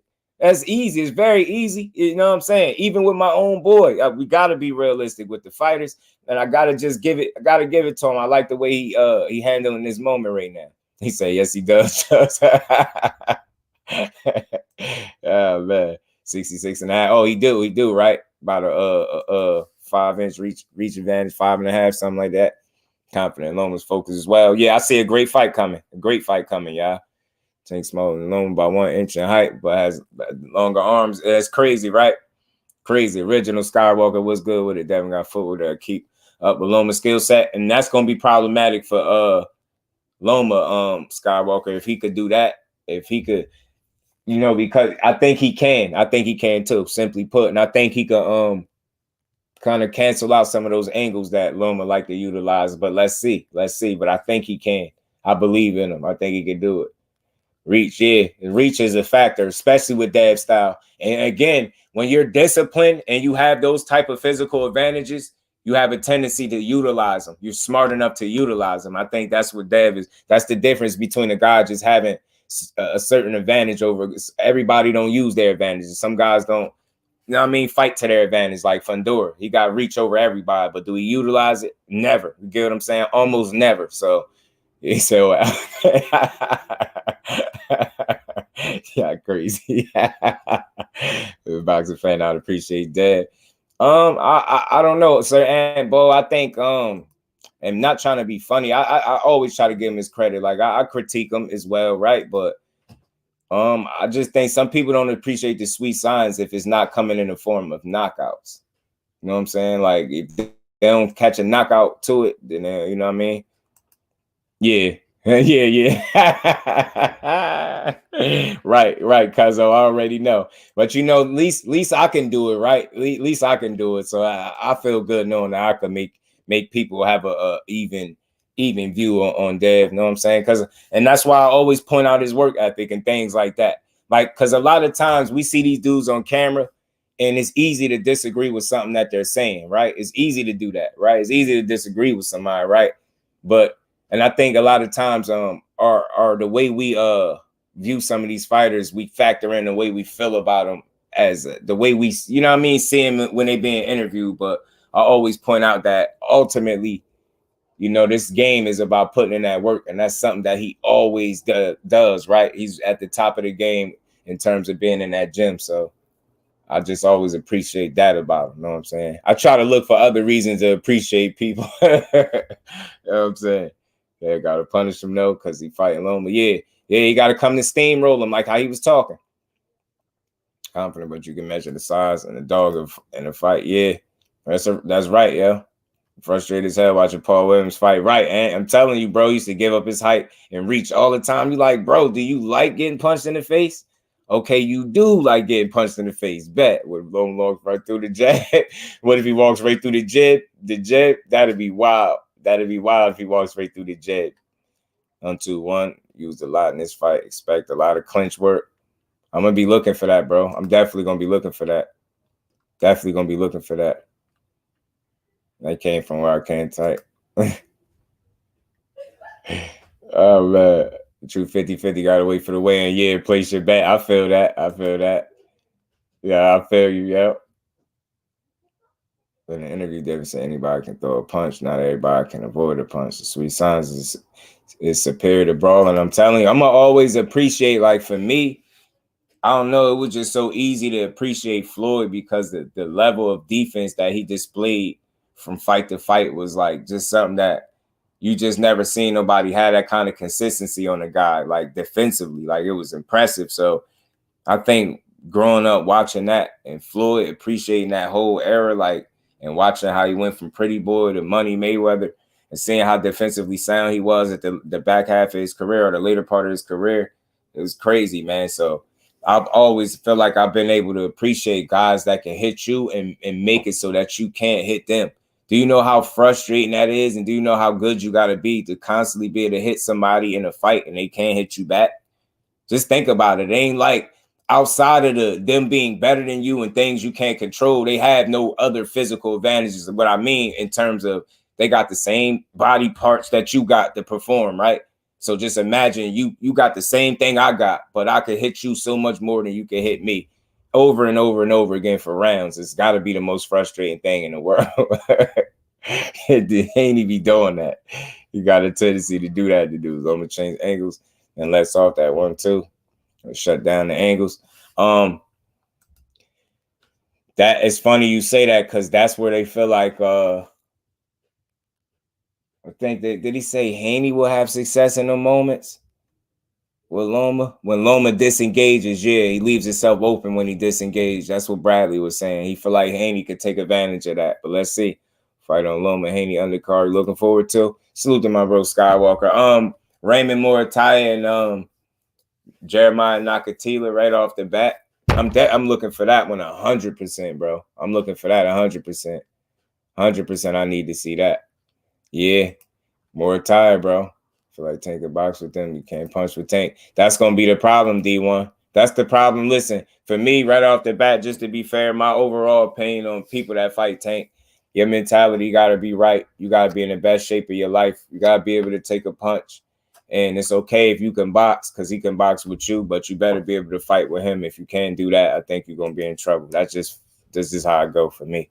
If you can fight with him, then you got it. You could beat him. You got a chance. You got a much better chance. I ain't going to say you got it, but if you can fight with him, you could give yourself a much better chance. If you can't fight with him, you almost have no chance at beating him, in my opinion, because he's going to make you fight him. You're not going to just sit there and be cute. That's not going to happen. Take walks and jabs and blah blah blah. Anybody 130, 140. Haney is the goods for sure, no disrespect, but Tank just different beast. He's special breed, bro. Special breed, man. Special breed. Abdullah Mason as well is on that card too. I appreciate. I know he's gonna go out there and handle business. But the only reason I said Murataya and Nakatila because I feel like it's a more 50-50 fight. I think, you know, Abdullah Mason getting, you know, his work in right now. One-sided as many are saying. Nah, I don't think it's one-sided at all. I think it's Loma's or live dog. Live dog, if there ever was one. Yeah, he is. He is, Feet. He is. He ain't that tall. And he got dropped in his last fight, too. He got dropped in his last fight. Salute to my Brody Zoom, man. Peace and blessings to my bro. How you feeling, Brody? Appreciate you stopping through. Masons up there for me, too. Yeah, I like the Masons. I like the Masons for sure.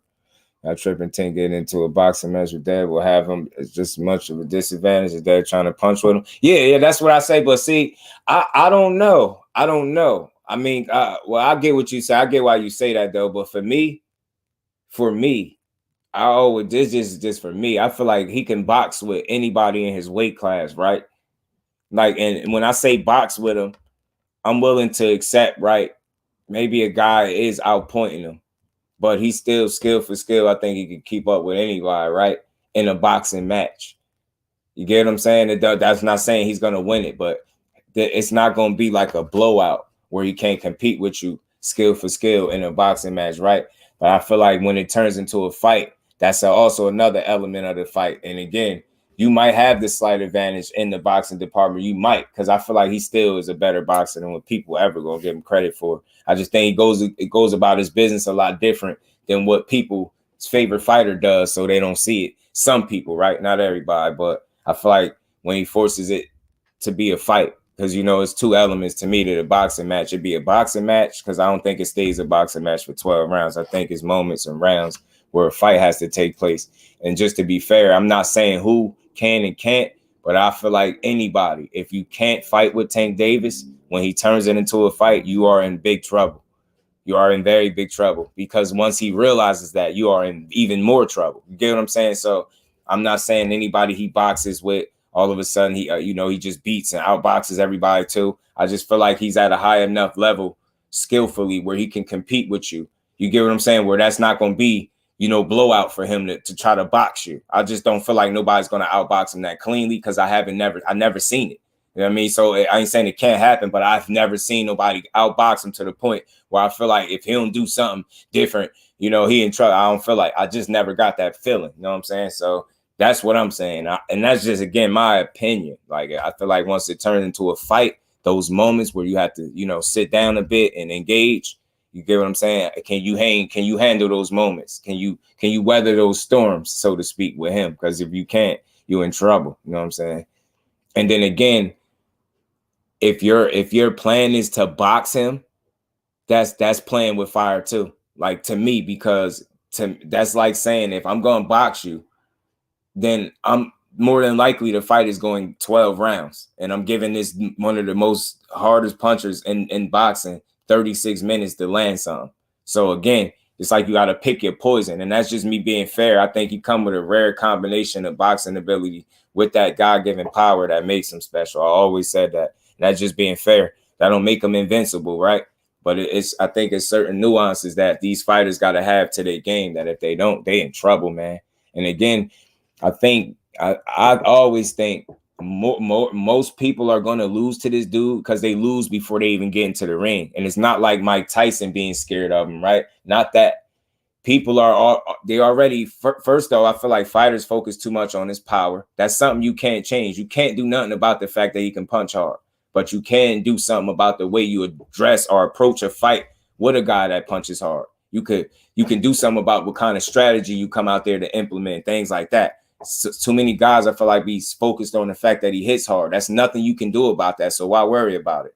You got to go in there and do. You got to worry about shit that you can control by how you approach a fight with him. You get what I'm saying? And I think you gotta have more than in your mind that I'm gonna outbox him. I think you gotta go in there with a mentality like, I want to try to hurt him too. You get what I'm saying? Because if you don't hurt him, he definitely gonna hurt you. You get what I'm saying? I think you got to be willing to do something different that everybody else in the ring that got in there with him didn't do, which is hurt him. or try to, and really be on that shit. Like, you really want to hurt him. And I just think that's what it takes, mentality wise, because he gonna put that pain in you, man, and it's gonna be bad. Right. Tank try to box Devin, he would look average. I don't think so, but I'm not mad at nobody that thinks so, right? There's no wrong answer with that. To me, I don't think so. That's what I think makes him dangerous. I think I would love to see it, though. I would love to see it. Because, again, I just think they get their business done differently, so people don't see a way that a guy that with the shorter reach, smaller guy is going to beat the much longer disciplined guy with the jab. I just, because it's like, it's almost like saying if he can't do nothing about boxing with this guy, then he's not a higher level fighter as I hold him to. So if I ever see him in a fight with somebody and it's playing out in a boxing match and he's looking like average to me, I'll be surprised. I'm not gonna lie. I would be surprised because I've never seen it before. And that's, again, I'm just being real and fair. For me, I've never seen him look average in the ring to me. No matter what challenge he got faced with thus far throughout his career, I've never seen him look average. But somebody can make Tank. If you're going to make Tank Davis look average, you are a very special fighter. And I got to give you credit. So if Devin Haney was able to do that, I'll give him his just due 100% over, 100 times over. You know what I'm saying? Complete fighter. That's what makes him dangerous as well. That's a great point. A complete fighter. Now, Cantilli got that pop and reach over more tire. Right. And I believe he got more fights too. Got more fights, a little more experience. We're gonna fight with Tank at 35. That Core gonna have to perfect or it's a wrap. Even that though, and y'all know Core my guy, right? But him at some point, bro, all that boxing shit is cool, but you gonna have to do something a little bit different that somebody else, a lot different that other people didn't do. And I think if you got it in your mind, this is just do opinion. If you have it in your mind, all right, I'm fighting Tank Davis. I'm going to just go in here. You know what? I know he punch hard. I'm going to avoid his power for 12 rounds. That's what I'm going to do. I think you're putting yourself at a disadvantage with that mentality. That can't be the whole game plan. You get what I'm trying to say? Because that's like saying everything is going to work for you. You're not preparing for nothing else if you think that you're just going to go in there and outbox this guy and he's never going to catch up to you. That's a fantasy. That's bull. Like, none of these dudes to me can do that. Like, that's like saying he's not gonna hit you at all. Have you ever seen a fight where he couldn't hit a guy? You get what I'm trying to say? That's almost nearly impossible. Nobody walks out of a boxing ring without getting hit. And we know this guy can hurt you with the least amount of punches. I've never seen. I don't know about y'all. I haven't seen in my years of watching boxing nobody at a lightweight division that could punch you with so few punches and end the fight. I haven't seen that, and it's ridiculous. Like, so again, it's like, if you think, I'm just gonna go out boxing for 12, I think you put yourself at a disadvantage. You gotta want to hurt him the same way he want to hurt you. Now, I ain't saying you go fight how he fight, but it's gonna be moments where you gotta fight, bro. Gotta take it from him. That boxing shit is cool, but he gonna come get you after a while. Like, you get what I'm saying? He get desperate enough. Like, if it get to that, push come to shove, he going for it, and he got a hell of a chin. So it's like, if you saying you just gonna box him, you're telling me you giving the most dangerous guy, you're gonna undeniably give him the most amount of time possible to knock you out, and now I'm supposed to feel like he can't do it at some point. That's hard. He's saying it's impossible though, because we've seen it happen, right?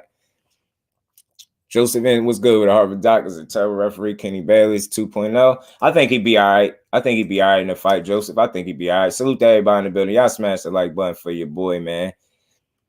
Yeah, you got to keep him at distance, but I don't think he'll keep the fight at distance the entire fight, though. That's hard. That's hard to do. That's hard. And I think Tank's quickness and his speed, it'll surprise some people. I think he move like a little cat. You ever seen him run? That dude fast as hell. He an athlete for real. MJ was the top. Yeah, he beat MJ. Didn't I tell you, Fate? Keep playing with the mandatories, and he messed around. Shakur makes it to the last battle of Tank. They went on the scorecard on time. Oh yeah. I get what you're saying. That I understand. I get it. It's never King Judah. I'm never gonna tell a logical person they wrong. You know what I'm saying? Ever. Like, get what I'm saying? Like, I get what you're saying. But I just feel like the way fights play out is a very dangerous game with him. You know what I'm saying? Nobody's unbeatable, right? No, nobody. I just want to be clear, right? But them dudes, man. You know what I mean? They that's why these conversations are always fun. Oscar Valdez versus Blue Nose, that's another one. And it's a rematch as well. Skywalker, that's another great fight too on the card to me. I think because I think Blue Nose always bring it, and I want to see what Oscar Valdez look like right now. Right. Nah, man, he's a special dude, man. I think the fact that he's becoming a little more tactical when he's getting these knockouts makes him a bit more dangerous, because somebody made the point a couple weeks back that he before Tank was seeking and destroying to get you out of there, right? And you've seen it with the approach. Now it's looking more tactical and even more patient, and it looks scary because it's still working. That's all I'm saying. I just see it different. And again, I think the approach that I take with boxing, I'm always looking to give somebody credit where others don't. Get what I'm saying? So I'm not looking for a reason to slight one of these dudes. None of them. They just I see levels of greatness in all of them. We're gonna always have these conversations. Always, man. Permanent disadvantage. Odds are stacked against him. Little guy when he's big when he knocks out a fighter, man. Yeah. And I think that's one thing that's unique too. When you constantly have the size disadvantage and fighting bigger guys, I think it's impressive. It's just impressive. No matter who's doing it. You know what I'm saying? No matter who's doing it. Don't do I just record not continue though. Yeah, kinda. Shit, he took some tough losses, man. Hell yeah, man. Hell yeah, King Judah. But I can't wait to see it, bro. See, and I just always want y'all to know, y'all know this by now, but for me, my approach with those fighters are always going to be neutral. Like, I'm never going to be telling nobody wrong when they tell me they feel like one could beat the other. That's what you like. You know what I'm saying? It's just fun. It's a fun conversation. And I'm not a right or wrong dude, so I don't tell people they wrong when they tell me they feel like somebody can win. You know what I mean? Yeah, man, he just very dangerous, yo. He's just very dangerous. It's very, very hard to avoid him for that much. And I've just seen him change fights with so few punches. It's very dangerous. Like, you know, you just got to be in your P's and Q's. That's all. 140, you already know. Yeah, man, we're going to see that real soon, too. We're going to see that. We're going to see that real soon. It's going to be fun. Johnny Q, my bro, was good with it. Catch hell because he's not flashy, but boy can definitely box and fight, right? I'm telling you. Hit and not get hit, man. I'm always be able to appreciate it. Mallet life living. Think it's a sharp dude, super crafty. Right. I think one of the best qualities for Dad is discipline. Think a slight pass, but his team was saying they wouldn't fight till 140. Yeah, right. We'll see how all this shake out, man. Because I know I be trying to consider more factors, right? Like, I know a lot of stuff be getting said in boxing. Just as long as I feel like nobody make a move that makes them not stand on business, I'm cool, right? Like, long as people continue to stand on business and give us the fights, I'm cool. Not stopping Tank. I'm going to nick it to level. Cool boxing is next level. With that, you know I second that. You know I know. You know how I feel. This rubber Tank is a more complete boxer. Even if they were equal in power. I feel you. Because I feel like he boxes well enough. It's still safe to say that people underrate him as a boxer. Get what I'm saying? We know what he is as a fighter. You know what I mean? You know what that's like. But as a boxer, I think he's still slighted. But it's still with that, I think Tank beat Shakur as well. Yeah, man. Look, I ain't mad at that. It's a dangerous fight. I'll be nervous, but I still want to see it. Still want to see it. Tank don't want those belts, plus Devin don't fight on pay-per-view and won't make a lot of money. Tank is a prize fighter. That's why I be trying to consider how they gonna play things, but it's gonna be fun these next few months, man. Now no pass for Tank Judah. Need to press dead for the fight. Yeah, he ain't gonna I don't know. I just don't know how he gonna look on that scale. Yeah, nah, I feel you. I feel y'all be going there. Y'all be going there. Devin has a way better feet movement, way better boxing skills. Tank boxing and land on him. Tank deserves way more respect than people ever gave him because Tank shouldn't be able to do it, man. See, that's why I rock with my cousin. She make a great point. And again, her point is to the people that of the mentality that he won't be able to box with him, right? So she's saying if that's the case, and if he able to hit him, then you should give him more credit than ever because y'all saying he can't do it. That's for the people that's saying he can't do it. I'm not saying nobody is, but I get 100% what she's saying, and it makes a great point. You know what I mean? Feel me, Johnny? You feel me, bro? Better feed the Lomachenko. I can't wait to see that. Yeah, man. Yeah. Disrespectful. So you keep taking lose because you're not gonna land a punch. Yeah, I don't know. I can't. And again, I don't know. I'm not saying nobody in here has said that today, but I've heard people like Frank, like when they speak of how that fight gonna play out, they almost make it sound like Tank ain't gonna be able to land nothing. And even when he do, it's gonna be insignificant because the guy that he's in there with is so much more superior as a boxer to him. Now, I've heard people speak like that a lot. Not everybody. Some people are more realistic, obviously, with that assessment. Like everybody gets hit. That's all I'm saying. And anybody could be outboxed on any given night too. So I understand that as well. Open stance controls that jab. No way, yo. He getting better, man. I see little things making him. He getting better. I think some fights to land the shot. He needs to stop fighters who don't have 10% of defense ability. Devin Haney, KO show may not come. I mean, it's no wrong answer, bro, because you're not like it. You basing it. You know what I mean? You have something to back what you're saying. Like I'm not gonna tell you wrong. I just say it's as difficult as people feel like it is for him to land that KO shot. I think it's just as difficult for people to avoid that KO shot. Is that fair to say? Because y'all know I don't like the word fair in boxing. I'm real. So I think as hard as it is, people feel like it is for Tank to land that KO shot, it's just as hard on the other side for the person that's fighting him to avoid that KO shot, getting hit with it. So just as hard as it is for him to land it, it's just as hard for them to not get hit by it. That's the best way I could say it. But that still leaves a possibility for you not to get hit by it and for you to get hit by it, if we being real. One style of fighting. I get that. I get you. Tank and Shakur is the best fight in boxing. I think so too. And again, not to let me scroll down. My bad, y'all. Let me scroll all the way down. My bad, y'all. Let me get all the way to the bottom.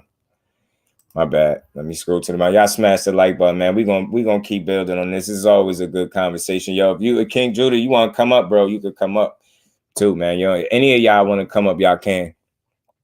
Talking about reports coming out that Crawford for that more money and moving the goalposts again. Wow. Hey guys, Tank struggles to hit. Shot on Shakur way more than Devin. Yeah. I think Shakur is by far one of the most disciplined and defensively sound fighters that we got in boxing. I mean, he got the numbers to back it up, but it's so consistent, right?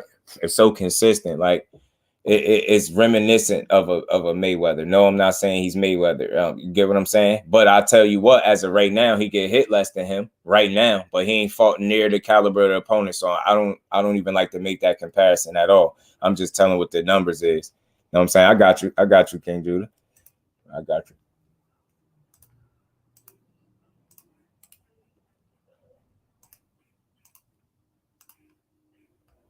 Yeah, you always welcome up, bro. Press Dave, I did take Loma. Watch Loma after EJ did the bug.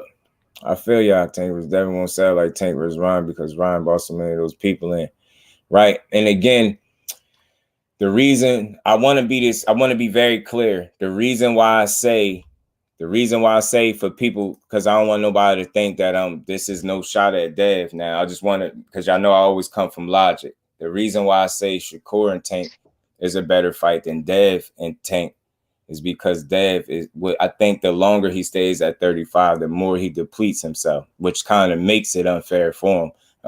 I don't want to see him be less than 100% of himself fighting no Tank. That's just me being real. If you talking about seeing the best fights, you don't want to see that fight if one guy got to be unhealthy to fight, to participate. That's to me, I'm not expecting that. If you do it, you got my ultimate respect.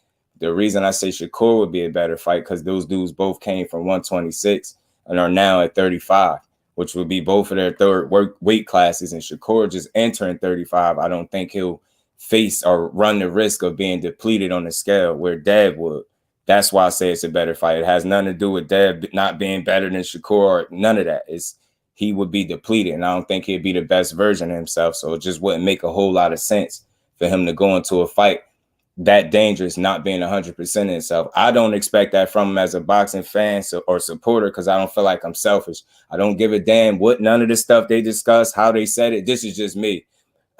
Again, when your health is on the line, I have to consider that.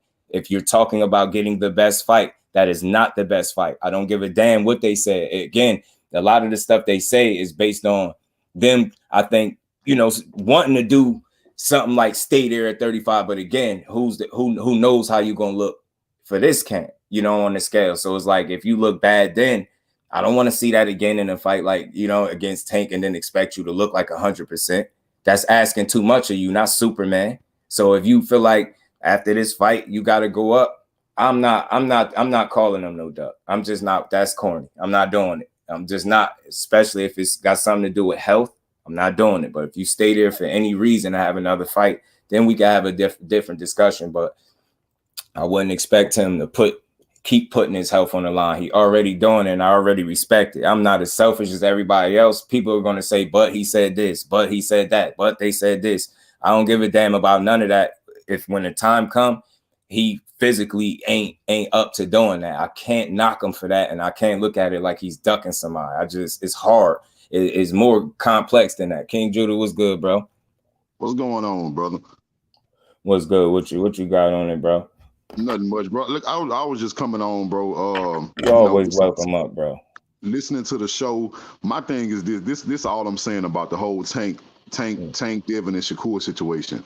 The facts of the matter is Tank Davis holds the key. He can fight any one of those guys anytime he wants, because once Tank Davis says he wants to fight, I think all promotional companies are open to doing business with Tank Davis, knowing what type of money they possibly stand to gain, right?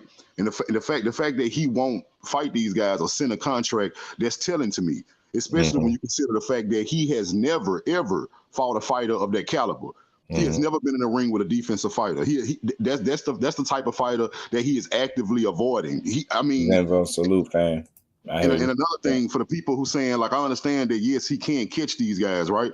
But when you're predicting the fight, we don't know exactly what's going to happen. We can only predict what we think is going to happen. Right. You can only do that based off what you've already seen. Right. And the fact that I'm bringing up is the fact that Tank Davis always chooses flat-footed fighters that comes forward with no head movement or defense. That's telling, because you have never seen him in a ring with somebody who won't come forward, who won't chase him down blindly, who is not flat-footed and has defense. We have never seen that before. So to say that we know that Tank Davis is going to land that KO shot because he always lands that KO shot against that type of fighter, to me, I'm not convinced he can do that against a Devin Haney or Shakur Stevenson. I'm not, bro, because he didn't show me that. I have never seen you. I have never seen you fought that type of fighter, somebody who won't give you their chin over and over again. I mean, that's fair. You know what I mean? That's fair. You could say that. I mean, I don't say that it's for sure that he's gonna land it, but I'm coming from the perspective that people are too sure that he won't. And I'm like, you've seen him land it way more times than you've not seen him. So again, like when you say you're going off of what you've seen, it's almost like Wilder. At one point, he knocked out everybody, right? And that's still the case. So it's like, it's pretty much almost the case with this dude. You got one or two guys that escape by for whatever one reason or another. And again, that leaves, possibility for it to happen, right? So I'm open to it being able to, a guy being able to avoid it. But I'm just speaking to the people that feel like it's impossible. Like it's impossible for him to land the shot if he's boxing with these dudes. I'm like, man, people get punched in their face, bro. These dudes, I feel like they're all at a high enough level where they can compete with each other skillfully, all of them, respectfully to all of them. Like, so it's like they all present a level of danger for each other. But I just mostly speak to the people that feel like ain't no way he could land this shot. Like, don't make it sound like that. I'm trying to clarify myself a little more. Then you good. No, you ain't come like that. But that's the people I speak to for the most part. The ones that say that. G Roy was good with it. Yeah, and you could jump on, bro. Yeah, y'all more than welcome to come up, man. Y'all smash that like button, man. Let me say this. Just let me say this real quick, brother. So I'm gonna try to clarify myself to somebody who may not understand. So I'm not saying 100% sure that I know Devin won't get knocked out. I'm not saying I'm 100% sure he wins that fight. I'm only going off. I'm only going off probability. So let's say this: if I wouldn't bet my life savings, right, that Devin won't get knocked out. But if I was in a situation, hypothetically speaking, where somebody said that I have to predict that Tank Davis is either going to knock Devin Haney out or Devin Haney is going to make it 12 rounds and my life depends on it, I'm going to bet that Devin Haney won't get knocked out. Because in my experience, from what I've seen, elite fighters throughout history, it's highly unlikely. I don't care how good or how powerful you are. The best defensive fighters in history don't get knocked out. That's what history has shown me. So if my life is on the line, I'm going to bet that Devin Haney makes it 12 rounds. But see, when you speaking to me, I don't know how everybody else perceive what you said. To me, you coming from a place of logic. I don't argue that. I'm never going to be like, man, I can't see it. Like, again, nothing is one way in boxing. And that's why I love having these conversations when somebody have a difference of opinion. It's notice how we ain't even sitting up here disagreeing. You just have a stance and I have one, but I understand 1,000,000% where you coming from. It makes sense. You get what I'm saying? Is you also are open to the fact that it can happen. So again, when I was speaking about what I was speaking about, it wouldn't be you. You wouldn't fall into the category of people that feel like it can't happen. You just comfortable with your decision to feel like it won't. You get what I'm saying? And ain't nothing wrong with that. Just like somebody that feel like they comfortable with saying that it will.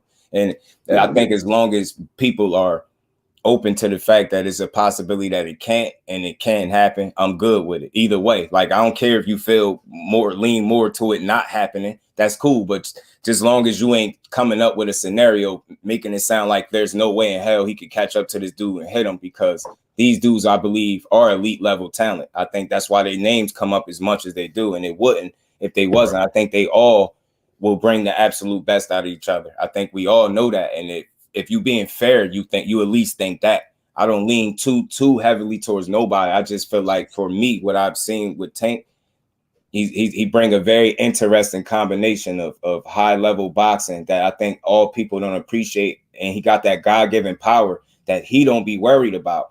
The opponents got to learn to get in the ring with that dude and stop worrying about something you have no control over, how hard that dude hit, but you can control how you approach a guy that hits that hard. You understand what I'm saying? But if you can't fight with him, I feel like you are in risk to getting your ass slept. You got to be able to fight with him at some point, I believe. You know what I'm saying? I don't feel like, and this is me, and I love Shakur. That's my guy. That's my favorite fighter. I won't fanboy for him. I think that'll be one of his hardest fights, because if it's anybody that can test that defense and push you to that absolute limit and force you to be the best you ever been in your life, it's going to be a Tank Davis. I feel like they all bring the absolute best out of each other. And I don't have a problem with nobody picking. No way. Just long as they don't make it sound like it's a foregone conclusion. You know what I'm saying? I just know, and I think they know, because they said it. Like, they know what the most dangerous fight in the division is for them. They know. They say it. They say it's Tank. So that's long as people are aware of that and they willing to admit that. You don't got to say you think he'll win. No, you don't got to say that. But as long as you recognizing that is going to be one of the most dangerous fights, if not outright the most dangerous fight that any of these guys could be in, because of I think the rare talent of boxing ability with the power. They can have advantages over them in the boxing, boxing category is cool, but ultimately he brings a rare combination of both. And I think that's what makes him special. You get what I'm saying? I think his ability to be able to box with just about anybody, I don't feel like nobody will make him look average. That's just my opinion until I see it. Now, if I see it, I think you're a special person if you can make him look average, because I don't think nothing average is average about him. You get what I'm saying? That's just how I look. But I don't think none of these dudes are average. They're nothing close to it. Aisha, salute to the queen. Appreciate you stopping through. Pardon me if I missed you. Bro, what's good with it, bro? It's a core, even it's a 50-50. Yeah, man. I'm telling you, the list of people, like, say if the issue wasn't the weight at 35 for him, the list of people that I would have potentially beaten him is very short. It's very short. It's not even a full hand. So again, I just want to make sure people know I give him the credit for being one of the absolute best fighters that we got in boxing. I don't care if people don't like his style. You don't like how he punch, if he clinch. I don't care about none of that. I just know skill when I see it, and he's of the highest. I give all these dudes that credit like that. So again, man, this conversation is always going to be fun. I'm never against it. I don't care how many times we talk about it. Until these dudes is not in boxing, then maybe I'll stop. But as long as they active and competing and still talking, I always want to see it, and I will always talk about it. And they gonna always get equal credit from me. But my bad, Ant, what's good with it, Ant? Chilling, bro, chilling. I agree with you. Man, what you got on it, man? Y'all smash that like button too, man. Buckle up, boxing talk. Salute, Brody. Appreciate you pulling up. You got long giving Devin a lesson. And never forget, ain't mad at it, bro. Salute to Aisha, man. What you got on it, Brody?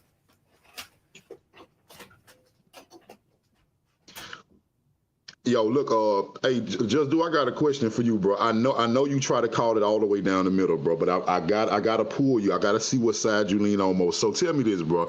If Devin was to move up, right, and he out the picture of 135. Let's say Tank, he move up. Tank don't want no part of him at 140. Devin move on with his career. So now you stuck with Shakur and Tank at 135.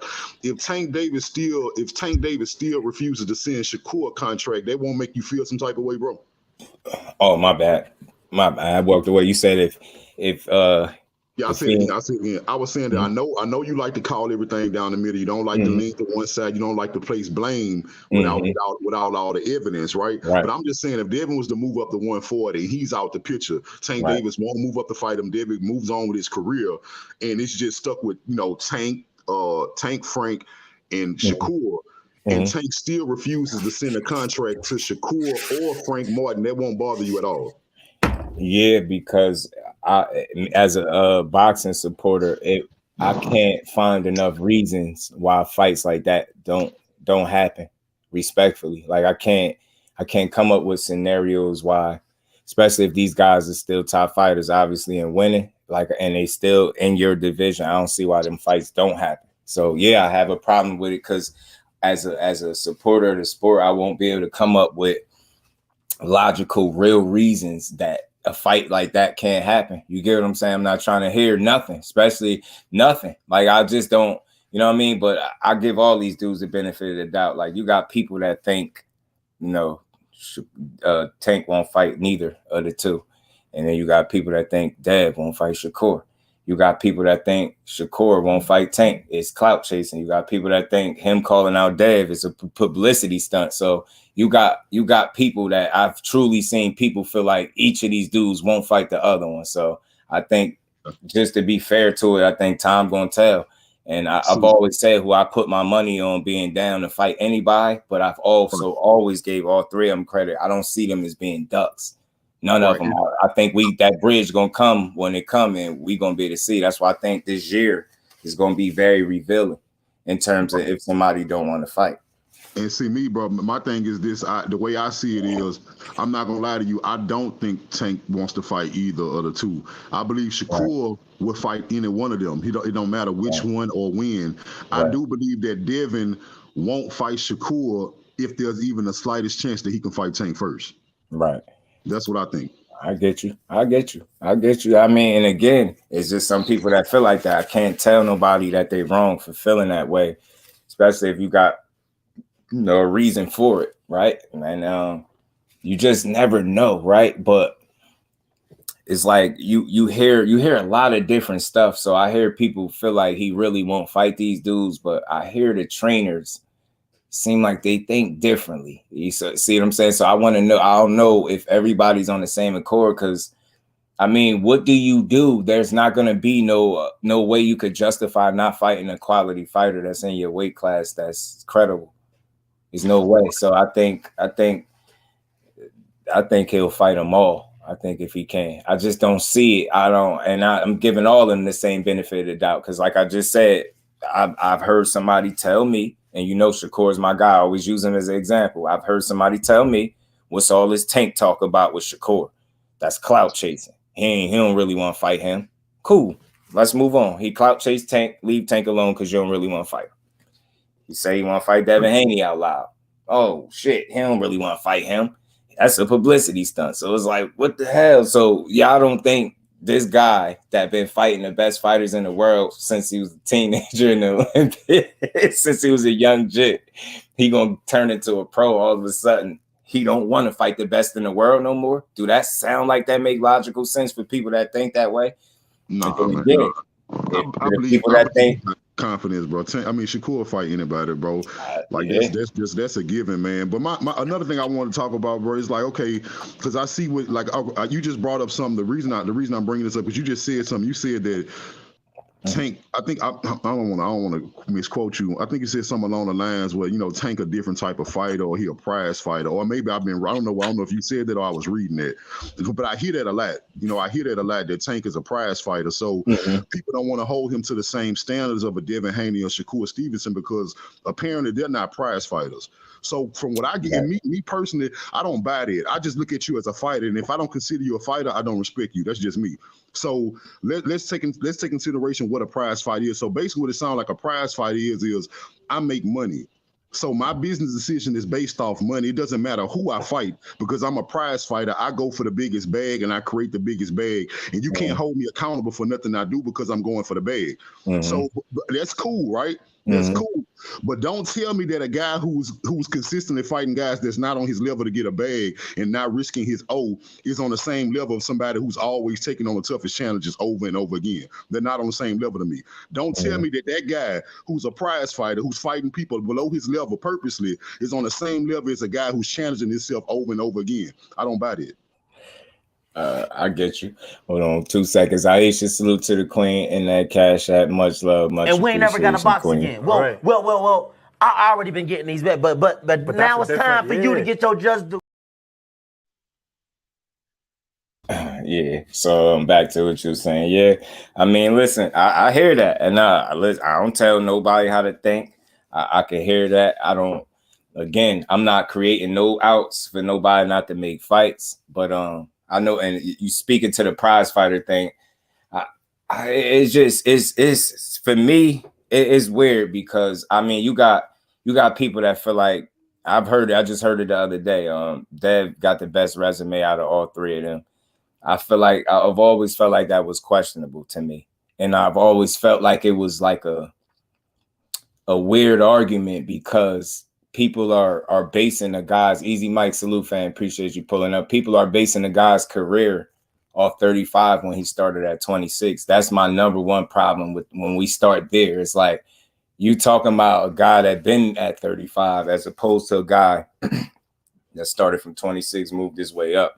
So I think when you start comparing resumes, it's hard to compare resumes just at 35 alone when you had a guy that been successful at 2 prior weight classes before he got to 35. So it's a bit weird with that. And I feel like, you know, the only thing that's missing is these guys. But the same guys, the same level of guys that's missing on Tank's resume is missing on Dev's resume.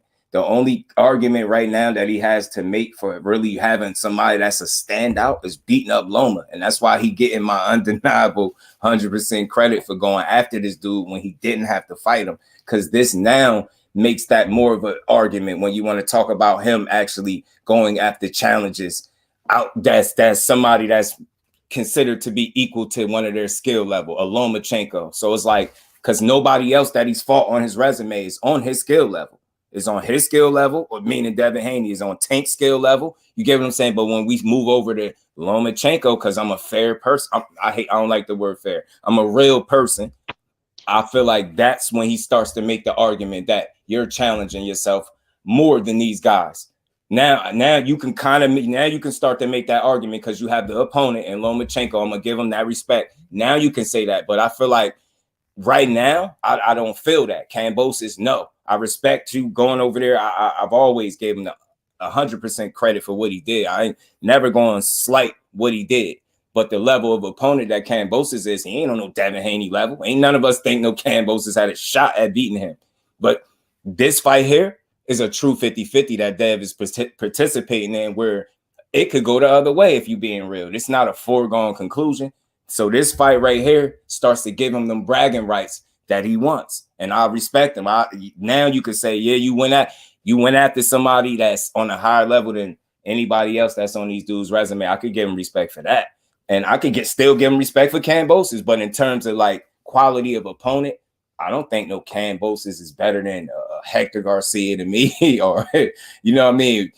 I don't even leave Santa Cruz too small, but you get my point. Of Barrios, you got some wins that's better than a Kambosos win. But I understand the significance of Kambosos, but I'm not going to overstate the quality of opponent that Kambosos is, right?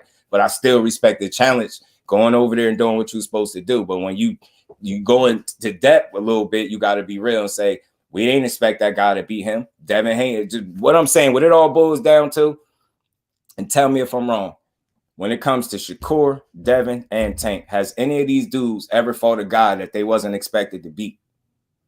No, neither one of them. And that's just being fair. So I'm a real dude. I don't like the word fair. I keep saying that. I'm trying to get myself out of the force of habit saying fair. I'm a real dude. So that's where I'm at. So now, with us saying that, that's before he fights Lomachenko, but he has him right here this week, Saturday. So now, once you fight that guy, now that conversation becomes more credible when people like, yeah, look, this young dude challenging himself, like, what y'all doing? Y'all got to do something. Who y'all gonna fight next? It kind of puts pressure on the rest of the guys to stand on business and fight a quality opponent as well. So it's a number of different reasons why I like this, and I just don't see these dudes as being ducks because where do you go?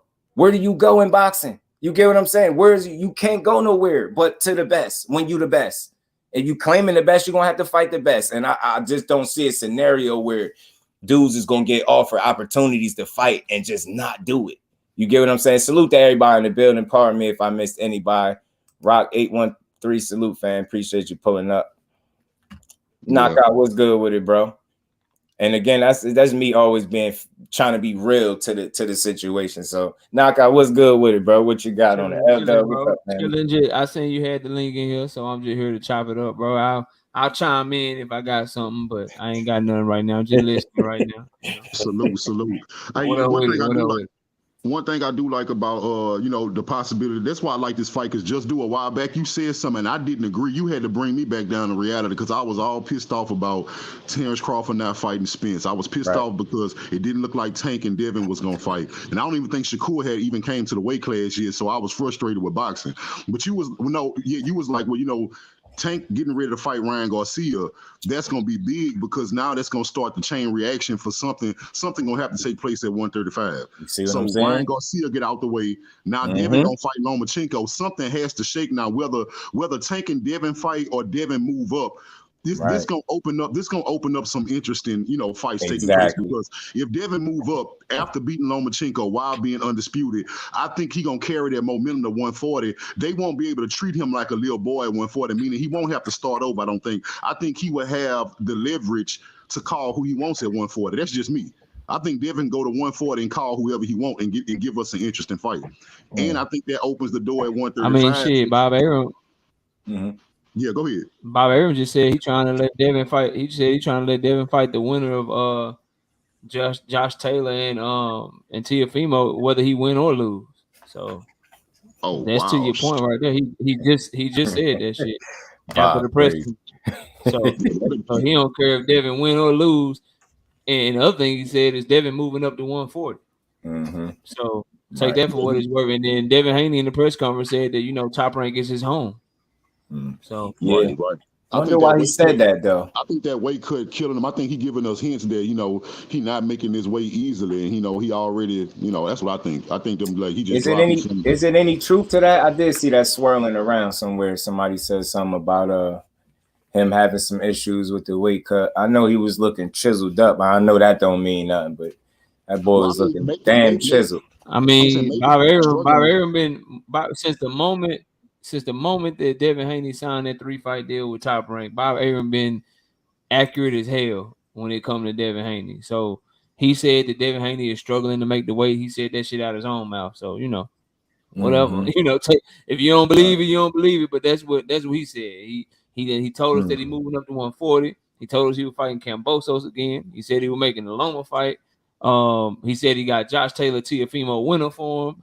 And now he's saying that he's struggling to make 135, and this is the last fight at 135, and he's moving up to 140. So, if you don't want to believe it, if you want to still listen to, Bill and all that shit, then, listen to it and do what you want with it to push whatever narrative you want to push. But I'm gonna choose to listen to Bob Arum. He's saying they moving up and they done. You know. See, man, I'm cool either way because we talked about it before, bro. Like I said, I want the Devin Haney versus Tank fight, but I already said if Devin can't make the weight, if he just can't make 135, I feel like it's no harm, no foul. If he got to go up, I won't call. You know what I'm saying? Let's say he go up, Tank don't go to 140 to still fight him. I won't call Tank a duck at that point. I just feel like that's a fight that got away from us, So that's why I say after this Loma fight, it's gonna open up a lot of doors. I do want to see Tank fight Shakur or Frank, if he don't fight Devin, though. That's what I want to see if he don't fight Devin. I want Devin to go to 140, and like I said, either fight the fight you were saying between Teo and the winner between Teo and Josh Taylor, or another champion. I don't want to see Devin go there and take assault a nobody. You see what I'm saying? I would rather see Devin fight for a belt immediately because I believe in his skills like that. That was Gilberto about to order Haney Loma winner versus Tank. He is in meeting set up with both teams to check the availability and time frame of the fight. Give it to us. Give us the fight. Dad, we got work to do Saturday because, listen, if some fights right now, y'all know who my guy is. I want to see them fights bad. Give me either one of them. I ain't really got no picks. Just give me one of them fights. So that sound good to me. Because that sound like a look. Hey man, don't it sound good to you? The winner hey. That's the fight I want. The winner of that fight to fight Tank Davis. So I'm all for it. I just don't want no excuses, man. That's it. Like I want whoever win to get their goddamn credit. Leave it at that, bro. I don't want to hear shit about no weight cut. I don't want to hear shit about I'll be crying about these fights, because people. Even if it's me, I'm gonna put myself out there first. If my guy lose first, it's somebody gonna be hurt for a little while. Yeah, bro, just let your feelings be hurt. Give whoever they credit and still rock with your guy. I ain't gonna make no excuse. I don't want no excuse from nobody else, bro. I swear, when I say I support a fighter, right? I'm not halfway supporting, and I'm telling you, I say this to the people that won't say it out loud or say it out front, that they scared for their fighter to fight somebody because they might lose. I'm not one of them. I promise you, everybody that y'all say will beat Shakur. That's who I want to see him fight. It makes no other sense for me to watch anything else. I do not care. I know what it felt like. Ain't nothing gonna hit me worse than an AB loss or seeing Tyson getting sparked or something like that. So if I could sit through that, I could deal with Shakur taking the loss, because that AB loss with Maidana, I felt like that was my brother getting beat up. That shit hurt. I'm like, yo, what? I was going so crazy. People was laughing at me like because of the way I was reacting. I just couldn't believe it. I'm like, yo, so he about to get knocked out? I'm like, yo, this can't be happening. But I remember spilling my any excuses tonight, Roy?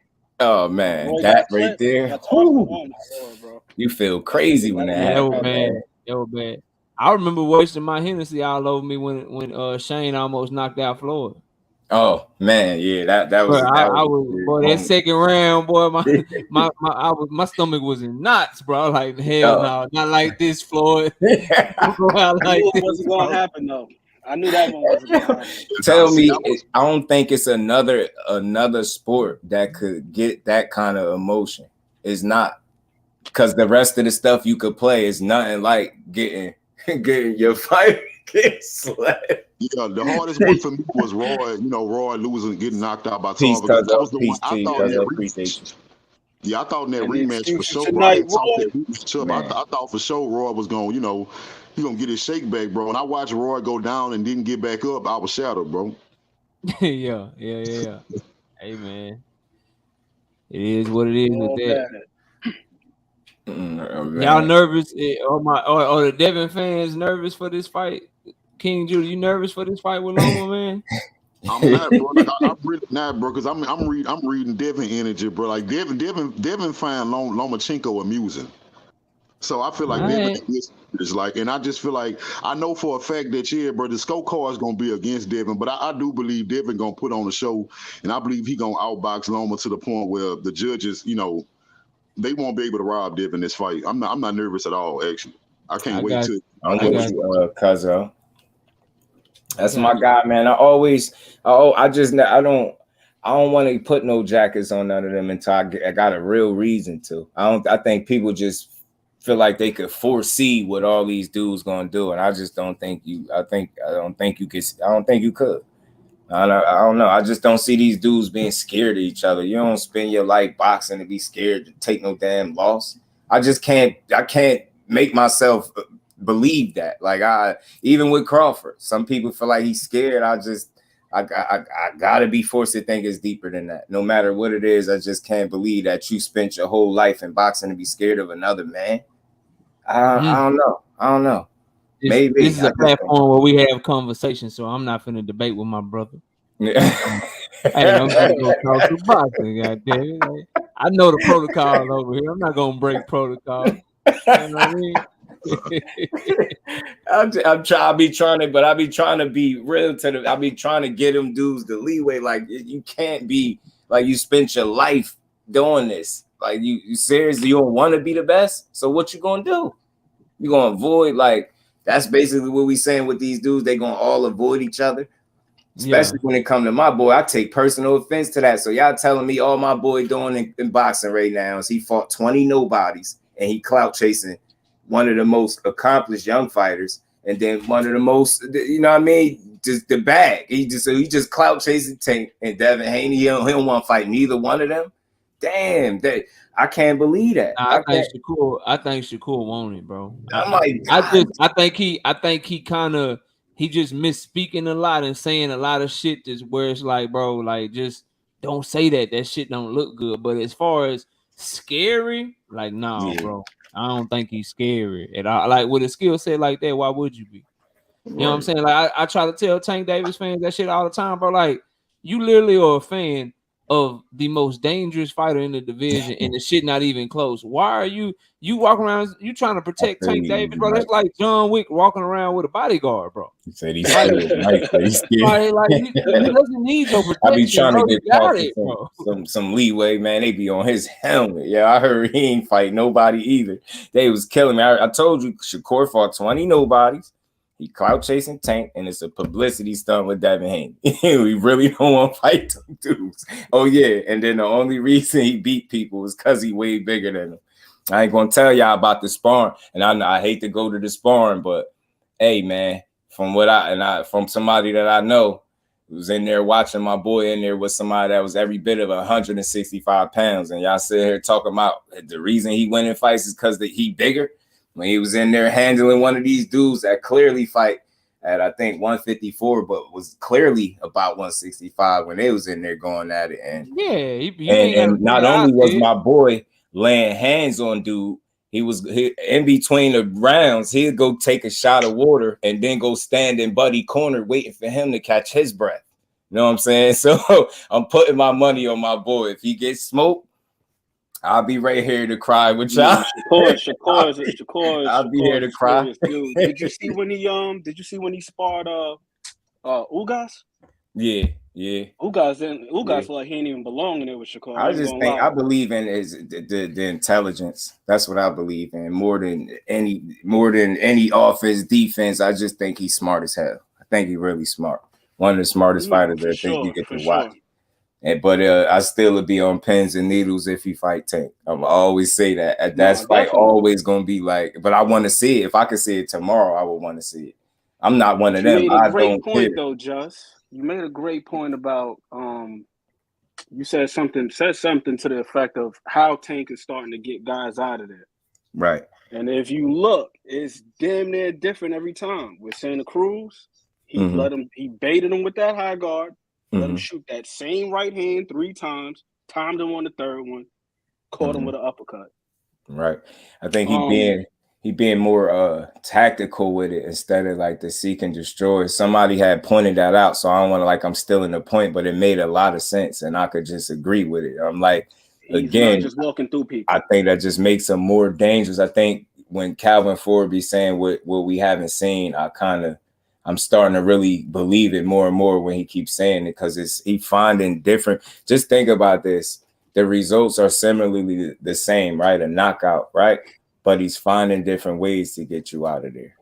And it's going about it a lot smarter. It's just different. That patience is scary because I know for people that, I don't know, you don't really understand Tank, that patience can have you just like biting your nails, but not me. I just feel like, all right, once I see it, it's like, okay, I see exactly what he doing. He doing exactly what he normally do. And again, for me to worry for Tank, you got to do something to him that I'm not seeing the rest of these dudes do. That's just for me, meaning just landing some punch. I'm not impressed because you landed some punches. He's not invincible. I'm not impressed with that. Can you really be being there beating his ass?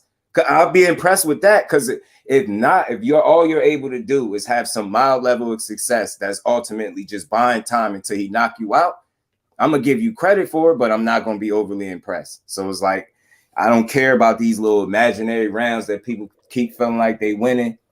I want to see somebody do something different to him, because I think that is the person that's gonna beat him, not the guy that just, oh, I'm gonna go outbox him.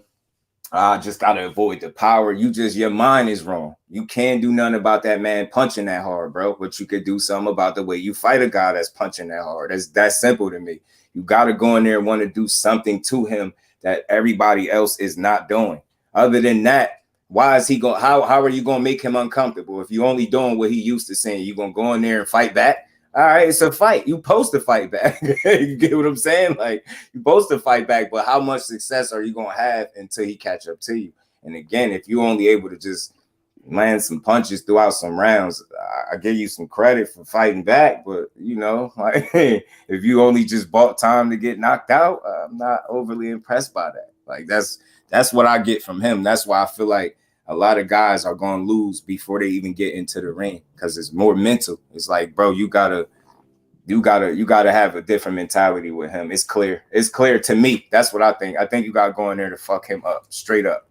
If that's not the case, then all that being cute and beat him up, like do something to him that everybody else ain't doing. Make him doubt himself. That's what I'm getting to. I haven't seen somebody make him doubt itself. I haven't seen that in the ring, and I think that's something people don't speak enough about, that mental toughness. Like, you would be thinking he down behind rounds, or somebody feel like they getting it off, and then, you know what I mean, it's every single time. So it's like, all right, show me something different, and I believe you could do something with him. And I'm not saying nobody could do that, but do something, make him uncomfortable, make him doubt himself, and I'll be impressed, because that's what I want to see. I want to see if somebody could really make him look like he can't figure it out in there. And I'll be, you listen, you got my respect. Underrated Darkness, what's good, bro? How you feeling? Hey, real quick, I'm not going to disrespect my brother Just Do panel up here, but Jose, I'm live tonight at 7:30 p.m. Central Time. That's my response to you. I'm live tonight at 7:30. Come on by, and we can, and I guarantee you will not have that same energy with me when I can talk to you how I want to talk to you. So keep typing in the chat, keep doing your thing or whatever. I ain't gonna disrespect my brother channel by going off on you. But if you want what you're talking about, I'm live tonight at 7:30 p.m. Central Time. I ain't gonna be disrespectful on your platform, but he just it's all good, bro. He keep going, bro. So I want him to know I see him, I see you, and I hear you, and I'm live tonight in 2 hours. Come holler at me. That's all I got for you. And I'm gonna be over there to check you out too, I guys too.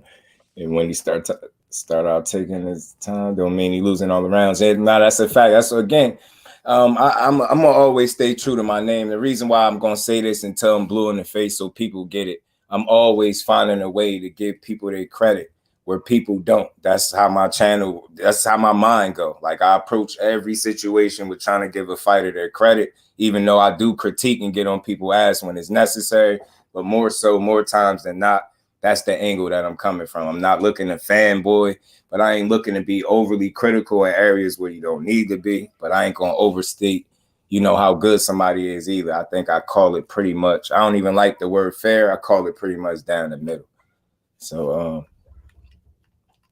that's how I look at that. Nah, you objective. You one of the more objective people on this shit. I mean, everything you said about Tank is right, bro, and Shakur too. Like, they get some flack or whatever, but Tank, and as the comment that you just read stated, bro, he good at setting people up and just slowing the fight down. Like, people talk about his work rate. What I don't think they talk about enough is the fact that when you fight him, he slow your shit down too. He make you fight at his pace. People don't throw what you want. the amount of Mayweather punches that effect. they throw with everybody else. They don't throw with Mayweather him. effect. I'm telling you, Mayweather effect. You could lower somebody's punch output. That makes you a bit. That's something special to be able to do because you're essentially controlling the pace of the fight now. Now you're fighting at his pace, so I don't care if you can land some punches while he got you fighting at the pace he comfortable at, because it's just like it's a matter of time. And that's all from based on what I'm seeing. So you can change the dynamic of that, then you're gonna have success. And again, I really think I'm on to something in terms of make him doubt himself, make him feel like, yo, damn, what's going on in here? Like, yo, make him really feel like you that much better than him in there. I just don't see people able to do it. And it seemed like they usually just buy their time and then he just catch up to you. And they go in there. It's like they almost go in there and they fight him and they like fighting him to like, I'm gonna prove I'm not scared of you. They ain't really there to, you know what I mean? They ain't really there to just smoke him. You know what I'm talking? Like it's like they get there with his ass. Like I'm gonna prove I'm not scared of you. Like, bro, that's not enough. It's like, yo, not only we supposed to know that going into the fight because you signed the contract. You know what I mean? Fighting back ain't just gonna prove that. What's the intent behind you fighting? Are you just fighting to say, look, I'm fighting back? Or is you like, look, I'm fighting back and I think I can beat him? Because that's another thing. It's like, it's mental. Y'all can say what y'all want in them fighter meetings. I don't care, bro. I'm not impressed. I'm done with people saying he don't punch hard. That right there just lets me know that what kind of fighter y'all just not gonna give him his. I get it. He don't punch hard. He out here punching temporary blindness and memory loss, short-term memory loss with a matter of 3 punches, making dudes feel like they've been knocked out. But you gonna go in a press conference or an interview and talk about he don't punch that hard. You okay? Hey, Rolly said Barroso hit harder than Tank. Like, but you got up for Tank, didn't beat the count, got up for Barroso long enough for you to get gifted a belt. But he hit hard. Tank hit you hard enough to where now you using lateral movement and shit. You trying to box. No more. You ain't doing none of that shit no more. But whatever, bro. You got it, bro. You got it. A1 Hoop Zone. What's good with it, my bro? Do your thing. Now all of a sudden you moving around the ring, jabbing and shit, doing all kind of shit. Right, Mike. I'll say this, bro. I think that part of it with Tank is it's not just the power, but it's also the placement. A lot of times when he's catching these guys, he's catching them in between shots. Ryan Garcia was throwing that punch. He was throwing that right hand when Tank slipped underneath, caught him in the liver. Leo Santa Cruz was throwing that right hand when he got slapped. Rolly was in the middle of a combination of 1-2-1. Yeah, but you let these haters tell it, bro. That punch wasn't even that hard. See, I'm done with boxing. Fixed. I'll be one. I'm talking about, yo, they got to create some type of cyber choke. Because I need, or to just create the emoji, please, for when people say dumb stuff online. Just let Tank punch you in your liver. Please, let him punch you in your rib cage. You can see his shit get pushed back to his back, bro. Yeah. Like, but you know what? When you're a hater, you can't see that. All you see is that, oh, that punch wasn't even that hard. Yeah, all right. You just please let Tank punch you like that. Please let him do it. Real time, and then tell me if real time it didn't look too crazy. But when you seen that alternate angle in the replay, exactly, and you seen the rib pushing, I'm like, oh yeah. And he was extended when he did it.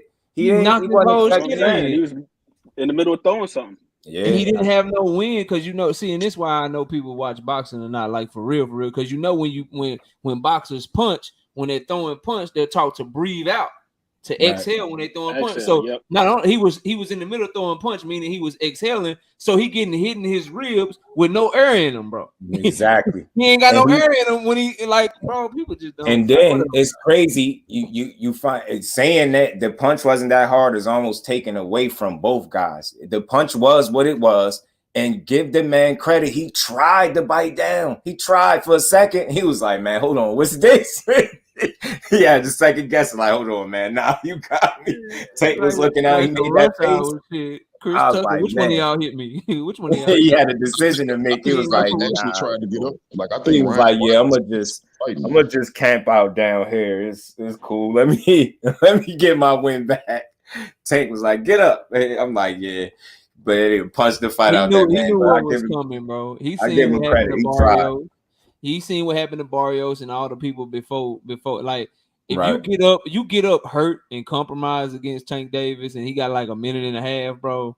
You know, like eyes about to start getting cut up, jaws might start looking crooked and shit. Like he gonna turn up on you. Like he didn't want to go through that, bro. That power different. Hey man, so while we talking about this fight week, how y'all feeling about this double undisputed fight with these ladies, man? Ain't it the undisputed versus undisputed? How did they first of all, how they work that out? How did they work that out? They Katie Taylor moving up. So Katie Taylor gonna fight her at her weight class. So Katie Taylor's 135 belts, they not on the line. So even if she lose, she'll still be undisputed at 135. They fighting for undisputed up at 140. Okay, cool, man. So I don't know if you did a prediction video or not yet. I did, but I got you. I give it to you. It's in Ireland, bro. Katie Taylor is the better boxer. I think she passed it. Chantel Cameron bigger and stronger, but like I think she going into this fight needing to wash Katie. She got a real good chance because Katie Taylor, she do get hit and she get hit often and she ain't got the best defense. But Katie Taylor in Ireland, bro, she beat Chantel Cameron in the amateurs before as well. So they got that experience against each other. I think she got the better skills, better movement, better timing. Her right hand is nice and she don't stop working. She a dog. She showed that against Amanda Serrano after getting hurt and shit. Katie Taylor has proven, if there's anything about Katie Taylor, bro, if the fight fucking close, bro, like she going that majority decision, split decision shit, she always pull them hoes out, bro. Every single time. Always pull it. So what Chantel Cameron would have to do, she would have to either watch her like to the tune of Katie Taylor can't hardly win around, hurt her a couple of times and just do her dirty, or stop her. And I don't think she's gonna do that to Katie in Ireland, bro. I was thinking it's like she's stronger and bigger, of course, but slower too. I think that speed might be a little issue too. Could be. Katie Taylor is getting a little older though, but I think it's gonna be a good fight. It's definitely worth watching. I just like the women they are putting on, man. It's a credible fight. I just hope it ain't no lopsided fight, and I hope it's a fair shake on them cards. But yeah, you really got the one right before. You know, they got Terry Harper and Cecilia Breakers. They on that card. That's a good fight. Terry Harper, man, look, that win that ALYCIA Baumgardner got over her, that shit aging like a 1919 bottle of red wine. That shit aging real good, bro. Dog, did you know Terry Harper done jumped up? What's that? 1, 2, 3. She done jumped up 4 weight classes, bro. Yeah, that's crazy. And like looking good at 154 too, bro. That's a good fight there. Cecilia Breakers undisputed at 147. Was champion from 2009 to 2020 at 147.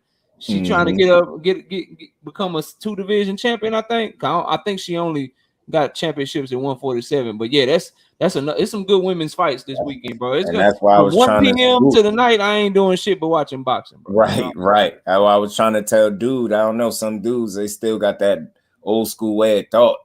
Women's boxing is a joke. No, you a joke if you think that. That's mad disrespectful. That ain't even trying to be nice to the women. That's none of that. That's really like you not watching women's boxing right now. You missing a lot of action. These women out here killing it right now. And they really, to be honest with you, if the men were fighting just how these women was, we wouldn't have no problems at all in boxing. We'd be just as quiet as hell. So it's like, I think it's very disrespectful when people come in here with that approach. I don't watch women's boxing. Listen, if you watch Chris Colbert lose his heart and tuck his tail and run away from Hector Luis Garcia, I ain't got no problem watching Katie Taylor and Chantel Cameron, bro. Don't do no problem like that. Don't do them like that, Marshall, bro. I'm just saying, bro. Like, I know it's Jersey, bro. You know what I mean? I know where you at, bro. I'm just saying, bro. Salute to my bro Jim. He said, "Shout out fam and shout out Knockout. Great channel, bro. Absolutely great channel." And we ain't never got a box again. Well. I already been getting these bet, but now it's time for you to get your JusDueBoxing. Yeah, my bad. Yeah, appreciate that. And thanks for supporting my homie channel, man. Real talk. He don't drop the link often, but I saw the link was dropped. I had to come kick it. I got 2 more though, because I've been meaning to. I just be forgetting. For real, I'll be back here and then I'll just forget. Thomas, what's good? I gotta be able to chop it up with you, because I can't get your ass to debate.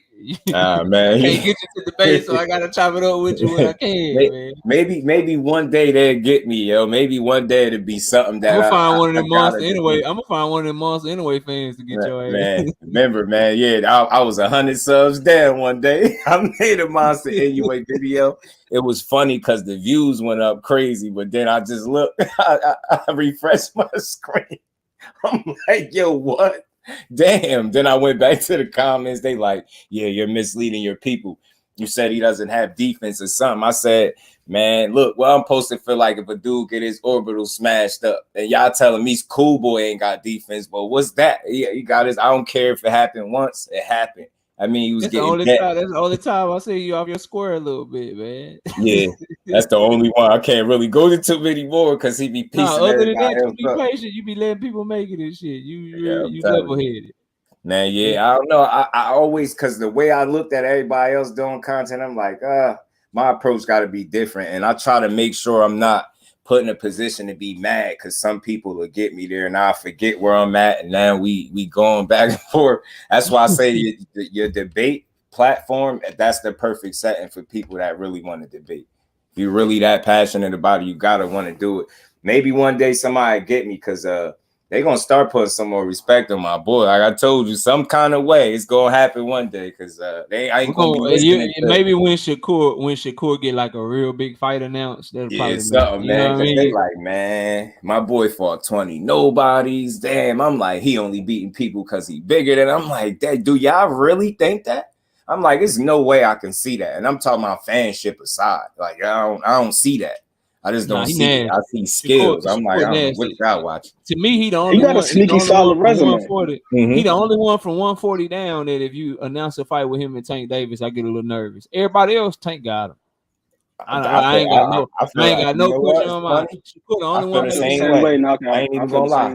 I promise you, I do. I swear. I say it's only one person that's gonna make me nervous like that, and I'm talking about them feelings like when Floyd used to fight and stuff like that. Like that, I get that type of feeling. Like, Shakur, the only one to make me like, shit. On the rest of them, food to me. I don't mean no disrespect. Speaking on Shakur's resume, even that win that he had over Nakatelia, to your point earlier, knockout about Terry Harper, that win for Alicia Baumgardner, aging like fine wine.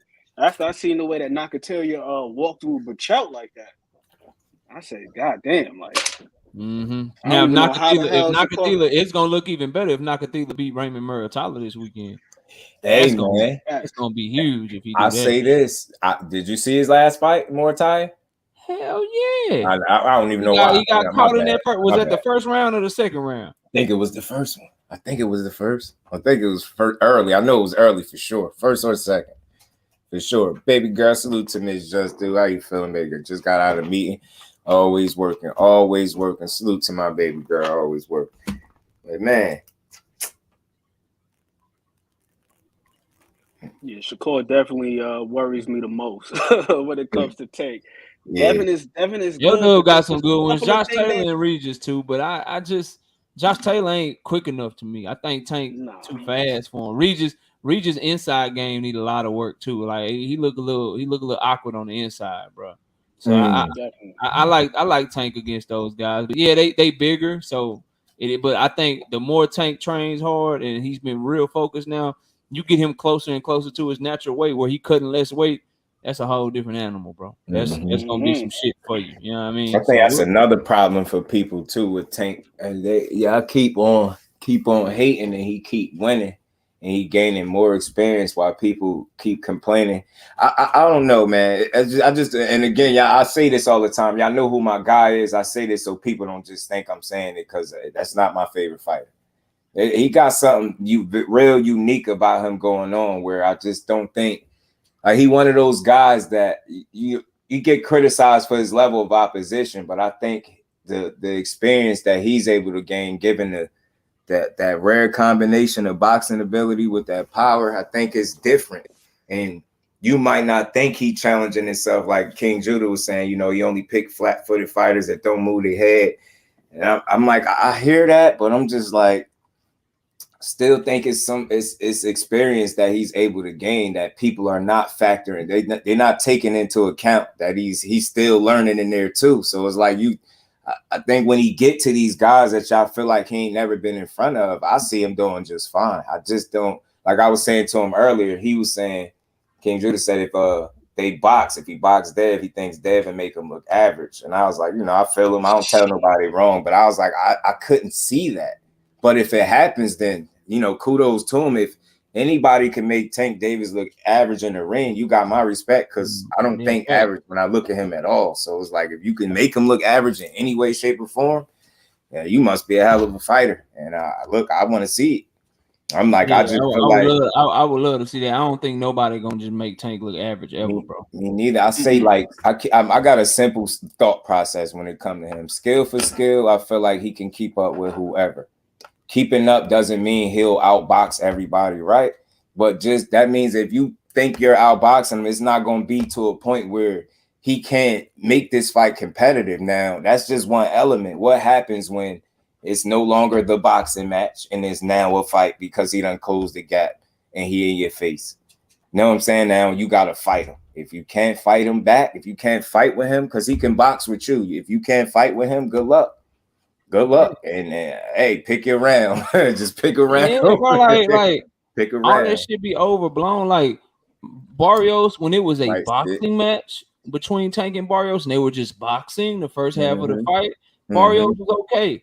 The moment Tank turned it into a fight, the shit looked bad, bro. Do you see what I'm saying? Yeah, I know you get what bad, bro. You get exactly what I'm saying, bro. The knockout, it wasn't even just that though. If you look at the first knockdown that Tank scored in that fight, to me that was brilliant boxing. Yeah. He got to feint down low, hook down low, and throw the hook on top. He kept noticing Barrios was dropping that lead hand. Yeah. He came over the top with the overhand right. Motherfuckers make it seem like Tank is just walking through people. That's not the case. Yeah, if you pay attention, bro, you right. You 100% right. If you pay attention, Tank is knocking people out with shit that they was having success with earlier in the fight. Like Rolly was throwing that 2-1, and he was having success with that shit early in the fight. That's what got his ass knocked out. Leo Santa Cruz was having success running shit down the middle. That's what ended up getting his ass knocked out. Yeah. Ryan Garcia was trying to throw that left hook right hand combination all night. Had some success in the second round. That's what got him put down. He tried to throw that same shit in the seventh round. That's what made him have to almost take a dump in the ring, bro. Like, it's crazy. If you paying attention with Ryan though, with that Ryan fight, if you look at the way Tank came out, probing and touching Ryan's lead hand, he didn't just have it like this dude is just sharp. Every time Ryan was gonna throw the hook, he was gonna literally fail him throwing the hook. To me, he keeps showing you little nuances like that people are not picking up because y'all too stuck on the level of opposition that he's in the ring with. And I'm telling y'all, while y'all stuck on the level of opposition that he's in there with, he's showing you stuff that you're just not picking up on because you're looking for a reason to take away from what he's doing because you can't get over the fighter that he in there with. It's like, you feel like it should be this one. You got to pay attention to what you're watching. You got a dude in there that's becoming more and more comfortable doing what he's doing.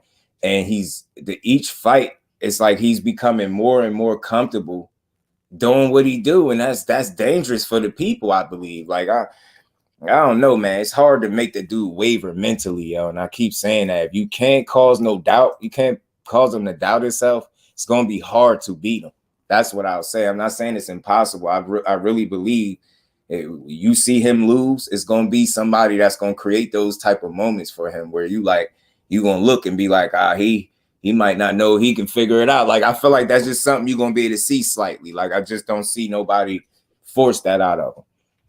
Nobody makes him hit that panic button, and he just don't do it. He stay the course until he gets you. Ugas versus Barrios next. That's a good fight, especially if Ugas left in him. Think to go ahead and knock Pitbull out. Yeah, for real, yo, so they can stop talking about it, right? KTB, what's good with it, family? He said how everybody else resume better than Tank. A lot of people say that, man. You already know, KO, man. Appreciate you. I'll be through tonight, man. Appreciate you, bro. Tank is one of the smartest fighters in boxing. Stand on that. Oh, yeah, man. He is. For sure he is. Appreciate you, KO. Let you know the boxing's smart when he says Sweet Pea and his top 3 best ever. I'm telling you, I think he more brains than what people just realize. And I have no problem giving him his credit because, again, y'all know who my guy is. So nobody could just be like, that's your favorite fighter. No, that's not the case. I just sat up here and gave Devin Haney all his credit. You know what I'm saying? Make sure I did. I don't push no narratives when it comes to him. I can't wait to see him this Saturday, go out there and handle some business. But damn, I wish I would have asked KO that when he was up here. But I don't know if y'all did hear about.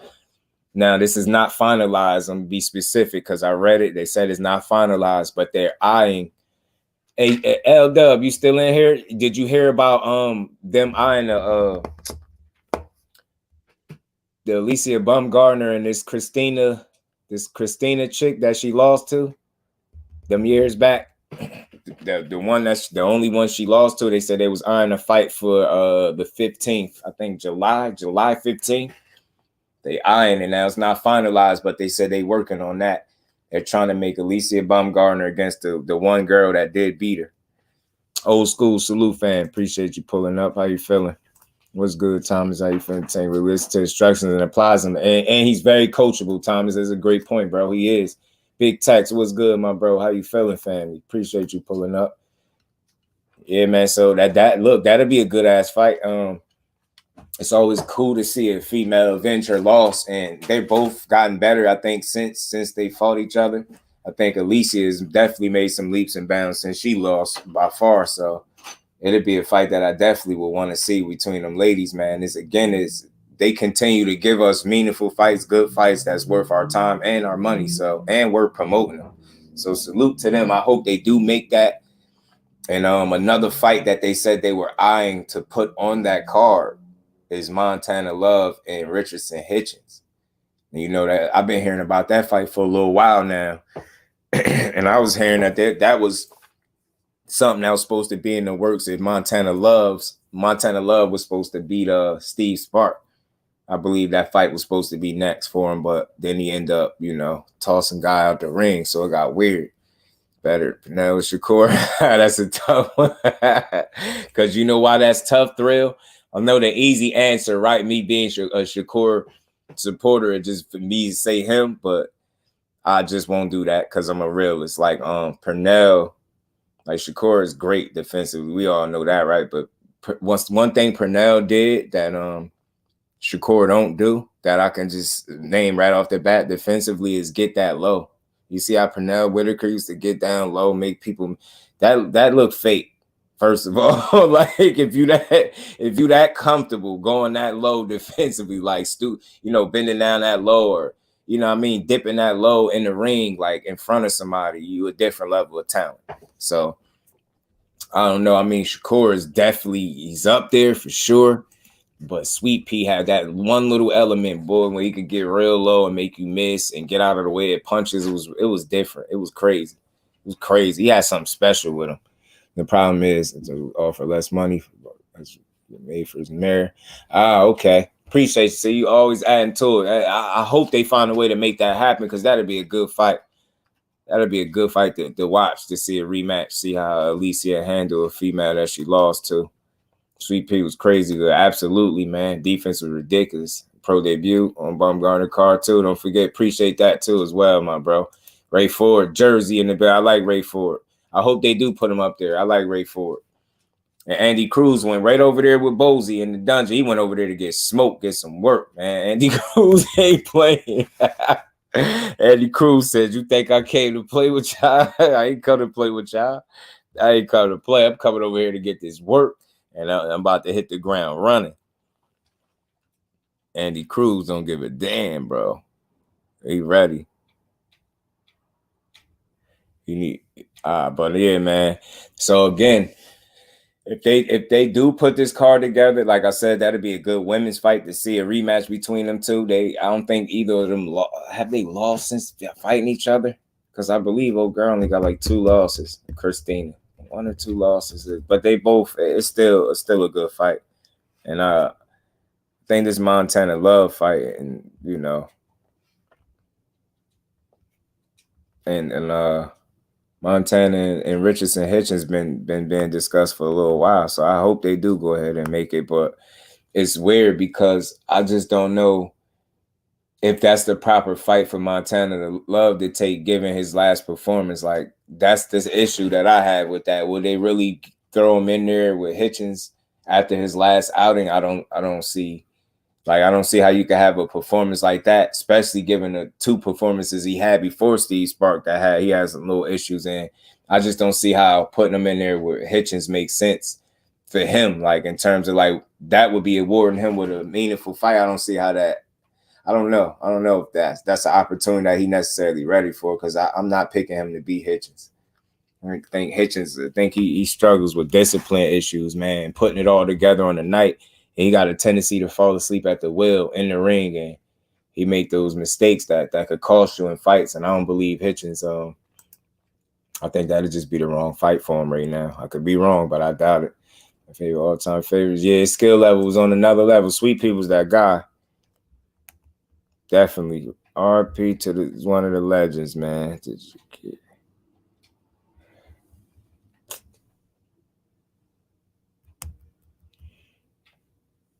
And Sweet Pea was one of them guys. But yeah, man, if they make this fight out, I definitely want to see it. But that's where my resistance comes in. That's why I kind of feel like that fight won't happen, because I just don't see how it makes sense to throw him in there with an even better guy than I believe he was in there with the last time. So, and he struggled with him. So I just don't see how that would work. And then you gave the dude a homecoming fight at that, and it's just like it just went all bad. And I don't feel like he was prepared for that, because he had a shaky performance to fight before. So again, it seemed like Eddie Hearn is in the business of doing favors for the fighters. I respect it, but you better make sure you get these dudes the opportunities when it makes sense, because if you just giving a guy opportunity to give him opportunities, it could get rough in there. Wear boots. Right. They saying date soon or something like that, because I think he about to be in camp if he not already in camp, Kurt. I just want to know who he fighting, bro. I want to know who he fighting and what they doing, because me and my bro was having a discussion earlier about boots, and he had a very interesting angle on things that I know a lot of people don't share. And it was crazy that it's very interesting though, nonetheless. Like the whole reason, like where did this IBF interim title come from? And like, why did they even, you get what I'm saying? Why did they even go that route? Because going that route took them out of position to fight, other guys. It took them out of the rankings and the other sanctioning bodies, which in essence, right, on one end, they got Boots that title, that IBF interim title, which we all know that really don't hold no type of weight. It's just something to say you had, right? So I think it just seemed like they used that situation to kind of, you get what I'm saying? Because you got a guy that's deserving of an opportunity at a title. It's just a matter of the top dogs working it out so he could get his shot, right? He right there, right? But it's like they used the fact that he won a title to offer him some second tier belt. I don't know, just cause. And then it's weird because in a strange way, once you get removed out of other rankings, like, ain't that moving you farther away from the people that you want to fight? So it's like, I don't know if that made a lot of sense. I don't know if people thought that deep into it, but it seemed crazy to me. Yeah, right. Appreciate you, L-Dub. But yeah, I had read that somewhere. That's the fight that they were eyeing. They said it ain't finalized or nothing, but they was eyeing it for, I think, July 15th they put. I think it was July. But they saying if they're able to. Oddly enough, I was about to ask about Stan Jonas, because I'm like, where's Stan Jonas at? Because I remember he was slated to fight Virgil Ortiz before. I felt like that would have been a nice opponent for Boots too, Stan Jonas. But now I see they that still fighting. I think they new date 8th. is the 8th, July 8th. Yeah. I think for Stan Jonas. San Antonio. They fight in the AT&T Center. I'm glad they finally getting it on. I'm glad Virgil Ortiz back. Like, I genuinely root for people that have issues that they can't control, like what he going through. And that's why I try to level with him, because you got people, and it's crazy. Like, I don't understand why we at a point where we think we know better than the person that's talking about the situation. We don't even know how to pronounce the situation that he got going on, his health condition, but we quick to say we know what's causing it. Like, you get what I'm saying? Like, think about that, how crazy that is. You don't even know how to pronounce this shit, but you willing to say, he's doing that because he on steroids, or he need to go up there. The man said he didn't even get to the part of the camp where he started to cut weight, and it flared up. So it's like, you can't go with that, and you can't say he got steroids with no proof. That's weird, man. So it's like, I root for him to get back, because it ain't nothing that he's intentionally doing wrong on purpose to put himself in a bad situation where this is happening. It's just something that I guess he got to deal with and get in front of, so it don't affect his or halter his career moving forward. So I'm just rooting for him to see him get back in there, and hopefully both dudes come in as close to 100% as possible, so we can see a good fight. Who's in a good position? Intern gets paid as much as a champion. Plus, the year the IBF must order Boots to fight Spence. Now, see, again, that's layers, L-Dub. I appreciate that because I didn't think that far into it either, though. See, because at the time, you know, we having this conversation and it did make sense. It did seem that way, almost like, you know, when immediately it takes you out of the rankings, but then that is a way to look at it too. You know what I mean? So I guess they feel like they already got to wait anyway. So you can, you know what I mean? You can do that in the meantime. So that makes sense. That makes sense. I heard something about Boots versus Vila. Yeah, his team said they wanted it. Vila, they said they with it. It rarely does interim titles. That's what I thought, bro. That's what I thought.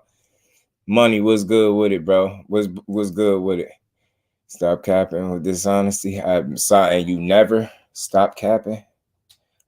Me and my capping. Floyd Schofield will be on the Stan Jonas versus Ortiz card. They keeping Floyd active, bro. Keeping him active. He putting in that work. I like Schofield. He got that work ethic that I think could take him far. He just needs the proper seasoning. As long as he get the proper seasoning, he'll be good. I agree. I know he definitely ain't ready for my guy Frank Martin yet, though. I don't see it. Oh, Schofield. I think that fight right there for him is premature. I think it's a bit early. I hate to use the word not ready, but I think he still need more seasoning for that fight. Respectfully, I do. I don't think now is the time, but hey, I don't know what they think, but you know what I mean? One thing I think he got going for him is that work ethic. You know what I'm saying? It's crazy. I don't know if that was an insult. I don't know, because that's a weird way to put it. Like, I don't even think we've been having a conversation where you could cap. You know, we don't do that over here. So some stuff don't bother me. I could just look past him and treat him like the troll if that's what he on. So I just ignore him. But anyway, yeah. That's the only thing that concerns me a little bit about Golden Boy and the way in which they move their fighters. I feel like sometimes that they move them along just a little bit too slowly. Too slow. Like we seen with Zordo. Like, yeah, right. You amassed this lofty record only for him to just look like he didn't even belong in the ring with before. Exactly. He looked like he didn't belong in it. Yeah, it was bad. And then it's like they doing it with Munguia too. And you know, the crazy part, I keep telling people, I wish I would have screenshotted the article so I could remember where I had read it, how they basically was saying how they're gonna pad this record in so many words. You know what I mean? They gonna get them to about 40 something and know basically before they challenge them with somebody. And I thought that was a bit crazy. I thought that was wild, you know what I'm saying, for them to say that. It was like, man, it's a little crazy. I agree, because that's the last thing you want to happen. And I saw something the other day where they were talking about him being a possible opponent for Canelo. I'm like, I don't know, man. I don't know if you could go from the level of opposition that he's been fighting straight to that type of fight. Even and you saying like Canelo and who? Munguia. They were talking about that being a possibility. Yeah, wilding. Yeah, they were saying they even threw Bevel out there too. Bevel and Munguia. I was what? They ain't ready to get him beat up. They not ready to get that man beat up like that yet. Can't wait for Spence to move and fight someone. Yeah, he wasted a lot of time waiting. But you know what? Speaking to him real quick, something Spence said. He said, you know, about the tune-up situation. Like, he feel like he don't need no tune-ups, and he feel like he don't need more than an 8 to 10 week camp to get ready for somebody. He said if you need more time than that, then something wrong. So I like the way he thinking. So I guess he treats and deals with inactivity different than the average guy. So I mean, that's good to hear from him. At least Villain will run like Karen did. Absolutely not. That was horrible, man. When you offer up such little offense like that, it's hard to enjoy that. And I hate the word running, but that's as closest to it in the boxing ring as you're going to get, because that man was not trying to engage. And even with all of that, he still said he felt Boots' power in there. So he still felt the power. I say, yeah, you ain't feel it the way you really would have felt it had he would have planted some of them shots on you. That man had them track shoes on all night, and I got to give him credit for being able to stay that mobile the entire time that way. Like he stayed mobile the entire time. Bro ass ain't he ain't slow down a bit. He stayed the course, and he has some hella fire footwork because he made Boots struggle in there with that movement. I think it was the constant movement. I think Boots did get to a point where he got a little frustrated and was chasing the knockout, and he wasn't listening to his dad. You could clearly see that. So he know that. He said some of them same things. So I was like, I think he just ran into what you can call his version of Emmanuel Augustus. Not saying that's how he fought, but you get what I'm saying? He just ran into a guy that you just don't look good against. The same way when people used to run into Emmanuel, like you might beat him, but you ain't gonna look particularly good against him. And I think that's what Boots ran into, that, like in a strange way, his version of a guy that, you just don't look that good against, because he just came to offer such little offensively. It just didn't do nothing. You know what I'm saying? It left a lot to be desired, but it just lets you know Boots got something to work on. I think it would be crazy to think that he ain't gonna go work on these things. Again, a lot of times we ask for guys to get challenged, and I keep telling people to start opening their minds. Sometimes, like the overall level of opposition that Karen presented in the ring is not the end all be all. It's maybe he has something that he does very well that would make Boots struggle, and that was the movement. You get what I'm saying? So it's like we ask for fighters to be tested, but you don't always get the test. Like the overall test is obviously the level of opposition, but inside of that, you got to deal with some things, and that was one of the things he had to deal with, was that excessive moving that he struggled with. You get what I'm saying? So you ask for people to get tested, then when they get tested, we complain and we shit on the fighter and say he ain't this and he ain't that. How do you know? This is the first time we ever seen him look this way. At least get a man another fight to see if he addressed that type of issue. Let's see if he get in there with a guy that decides to move a little bit again. Is that going to be a fight-to-fight issue for him? Then we can say it's a problem. But it's something you only seen one time, so you don't even know, if you're being fair, if that's a real issue for him just yet. Because you get what I'm saying? It's his first time being exposed to that type of situation or that style where a guy's just moving that much. And it's like, you get what I'm saying? You like, all right, well, that's something I got to work on. I'll prepare for that. Maybe if I see it again, I know how to deal with it better. And I think he got a little bit impatient in the midst of all of that as well, too. And I think he just, I mean, he kind of got away from him. The moment got away from him. Scheduled to come out in February before you can't blame Buff for that. Yeah, that's true. That is true. Just do that. No, yeah, that was running for sure. Yeah, that was, and I hate the term, but that's as closest to running as you're gonna get in the boxing ring, bro. Because that man had his shoes on. Yeah, that and when Rigo fought, what is his name? Casemiro, Jean-Real Casemiro. I was so pissed when I saw that fight from Rigo. I was like, come on, Rigo.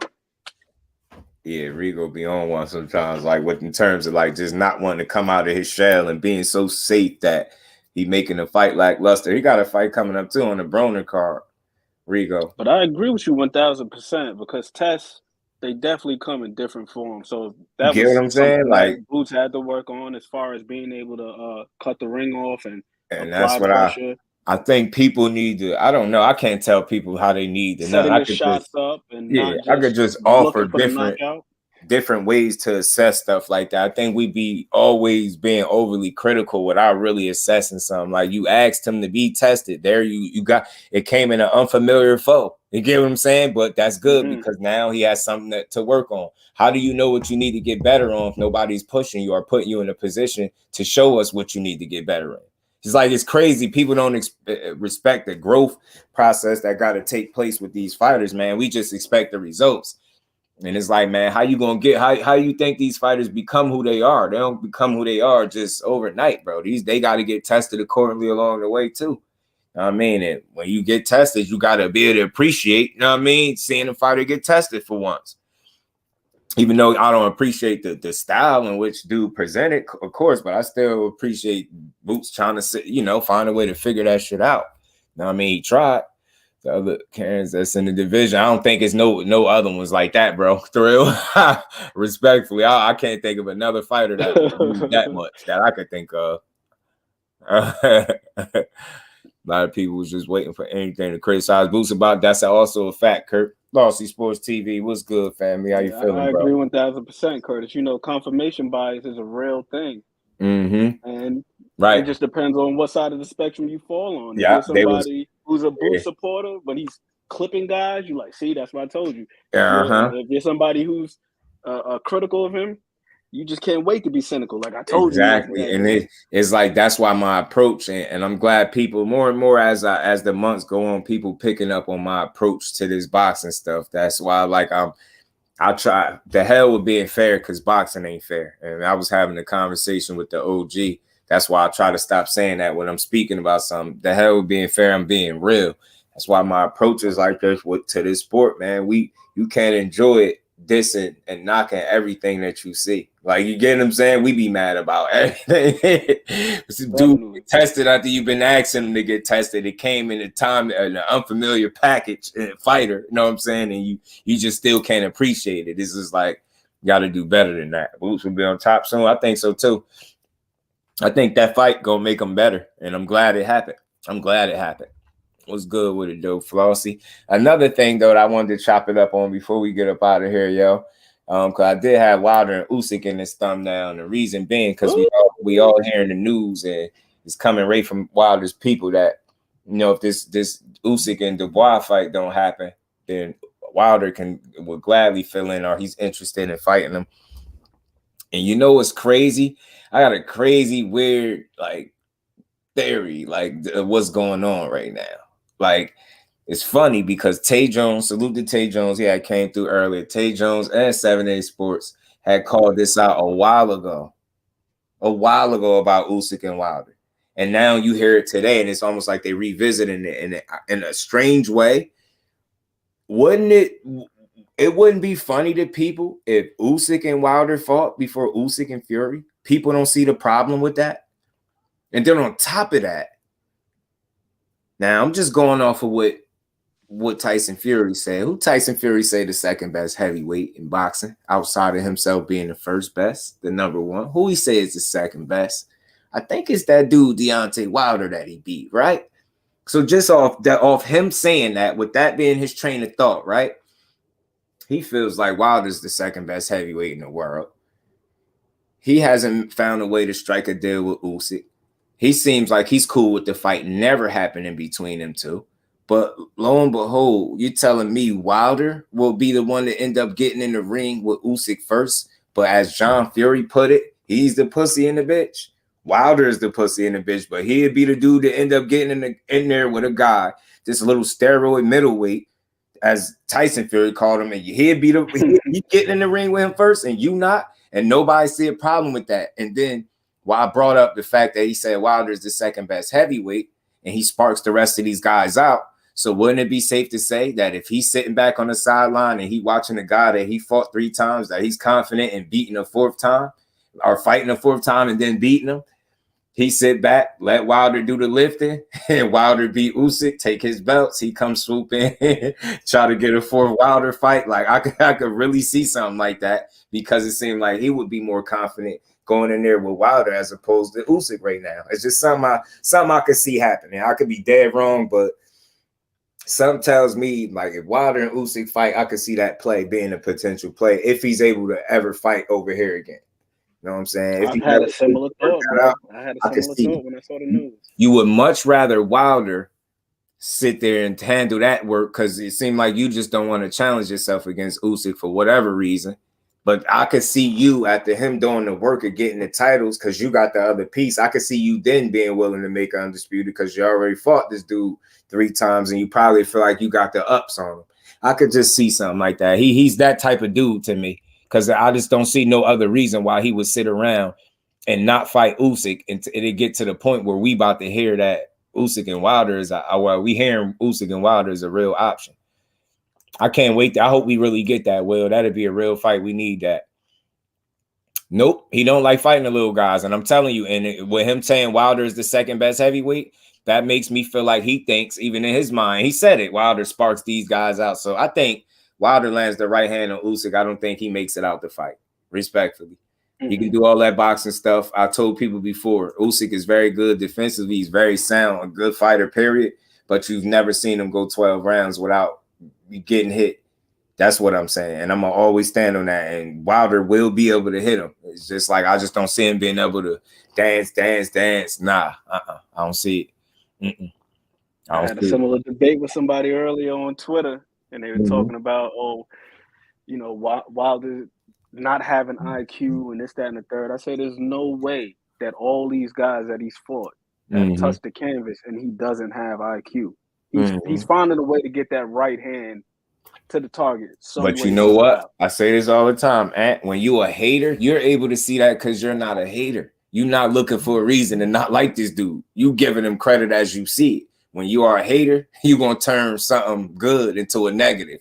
You're going to turn the fact that he got one of the most lethal right hands that you ever seen in boxing into that. That's all he got. See what I'm saying? Instead of looking at it as that's one of the most dangerous single one-punch weapons you ever seen in boxing, that's one of us. That's how we going to look at it. Somebody else, man, that's all he got. But then I could counter that. Well, if that's all he got, think about how great that makes him to know that that's all he got. And look how far he got. Damn, 10 title defense was just the right hand and no jab in the heavyweight division. Man, what we talking about? It's like that sound like a great fighter to me. Sound like a limited great fighter to me, and I'm cool with it. But still, it still don't take away from how great he is. You can't name a handful of guys that accomplished what he accomplished, especially with just the right hand, as they call it. So, yeah, right. I think so too, Kurt. You get hit too much. Old school, old Virgil, get those health and weight issues together. Me too. That too as well, man. So, yeah, man, I think he do get hit too much. I think Wilder will be there to hit him. I think at some point the right hand finds a home, and I think he can end the night. I really do. Oh, no, it's certainly going to find a home because I was watching the film study from Russian War fan was good. Usyk and AJ too. Canelo for that. It was astounding to see how many times he was getting touched by that right hand. Right. That's true. He ain't gonna make it. He ain't gonna make it up out of there. All right, you make a good point, bro. Yeah, people be mad at the wrong stuff, and I tell you, man, boxing pissing you off all the time. You probably end up watching the wrong sport. I be enjoying this. That's why I'm always trying to have a conversation that can make the next person enjoy this shit the same way. Boxing is fun if you just let it be. Like I never get to the point where everything these fighters do, these dudes take it personal. Everything they do. Every decision they make, every quote, people over magnify. Oh man, he said this. Oh my God, but he said that. It's like just chill. Like man, like damn. These dudes get asked a lot of questions respectfully, and everything can't happen right now. That's what I always say. But as long as when it's come time, they stand on business, I'm more than cool with that. That's a fantastic point, man. That'd be interesting, bro. John the Beck and Canelo. He say it, but damn, he had to go up though, right? Yeah, we still cooking. We still here for a couple more minutes, man. It be like that. It just had one of them days. But we got some good action coming up. I do hope they make this card, like I said, this rematch with Christina and ALYCIA Baumgardner, the only female to beat her. I hope they do make that, and I hope we do get a Montana Love and Hitchens on the same card. That'd be dope. Be good for boxing, man. A good, nice card, man. To give us a good women's fight as well as a good fight between some 140-pounders that names been linked together a little bit since both of them over there with Eddie Hearn. But we'll see. We'll see how all that play out, and we'll see if Wilder is the one to get the Usyk fight. I hope he do. I see him sparking Usyk respectfully. I see Usyk having some level of success, and at some point I see Wilder being able to catch him. And when he hurt him, I think that's going to be that. I do. It won't be easy, but it's very possible, and I'm standing on what I'm saying. I think he got the height, the length. I think he's going to come in there small enough, light enough, and I think people don't consider how dangerous Wilder is when he's light like that. You get what I'm saying? Like how that fantastic point. Wilder, that's the guy that's need him at like 212, bro. You get what I'm saying? That's the guy that's hurting stuff right there. that's hurt. That's the guy that's gonna hurt you right there. Exactly. That is a fantastic point. I don't think that gets mentioned enough. When you look at the trilogy between him and Fury, the fight where he was at his best was when he was at his lightest. Yeah, He came in and tried to put all that extra weight on that muscle. He was just fatiguing too quickly. Yeah. Appreciate you, Zach, man. Much love to all y'all still hanging there. I know this has been a long one. I did go longer than I expected, but it's all good. It's all good, man. We always, you see, we had a good cook up on it. I tell people, man, as long as you can tell what kind of boxing supporter you talking to when you bring up the lightweight division and let it do what it do. And you can tell right then and there what kind of fighters you talking to. I promise you. The 135 division, is lightweight division we got in boxing, will bring the fanboy right up out somebody if they are one. I'm telling you. That and 147 right now. Right off the rip. Them two divisions right off the rip. Bring them two divisions up and you with some people and you'll see exactly what kind of people you're talking to. I'm always paying attention. I'm like, man, one thing you can never call me is a fanboy. You can't do it, bro. You can't find nowhere where I'm doing it. You know what I mean? But man, you bring up 135 and just let it rip. You'll see everything you need to see with people. I keep telling people this ain't the streets, man. I'm gonna always keep making that point till people get it. Boxing is made for you to enjoy all of this, yo. Not have to pick certain fighters and then don't like other guys. Like this ain't that. You could enjoy the sport as a whole. People don't know how to do it. Or even if you do have a preference or you favor a particular fighter, you got your guy that you champion. Right. You still got to give these other guys credit because otherwise, when they do eventually fight these guys, it won't be worth anything. Yeah, and it's like trash. If he's a bum, then it's like right. If everybody trash and a bum, then what they gonna be when your fighter fighting? Trash and bums, right? So it's like, so you basically saying everybody's fighting trash and bums. That's why I be losing my mind lately. Like I ain't gonna lie, this been bothering me for about 2 weeks. I've been thinking about doing a whole Shakur Stevenson live, man, to just get some straightening. Y'all not gonna sit here and tell me the dude that been about business ain't about business and ain't fighting nobody. I can name about 5-6 opponents without no box rec. Easy that I feel like is credible. You know what I'm saying? Credible, good challenges, but people just don't give credit where it's due. We don't acknowledge much outside of the elite level in boxing. We say it's levels, but if a guy that's nice is in there with somebody that's not on the elite level, they consider this trash all the time. So again, it's like we can't just say it's levels. You got to acknowledge the levels. You know what I'm saying? It's different tests, different challenges at different points in people's career, man. Everybody ain't just, you can't just wake up and everybody fighting the champions. Like it just don't work like that. Fantastic. But man, we got it. This is gonna be a good week, man, for boxing. Like I said, you got Chantelle Cameroon and Katie Taylor fighting at 140 for undisputed. Katie Taylor is moving up. She moving to her weight division, and because she is undisputed at 135, that's dope. Amanda Serrano look like she's in great shape. Says she's been doing some calisthenics or something. I believe she got a fight coming up as well. And then her plans is to get the rematch with Katie Taylor too. So that's something to look forward to down the line. Wilder and Usyk, we're gonna see how that shake out.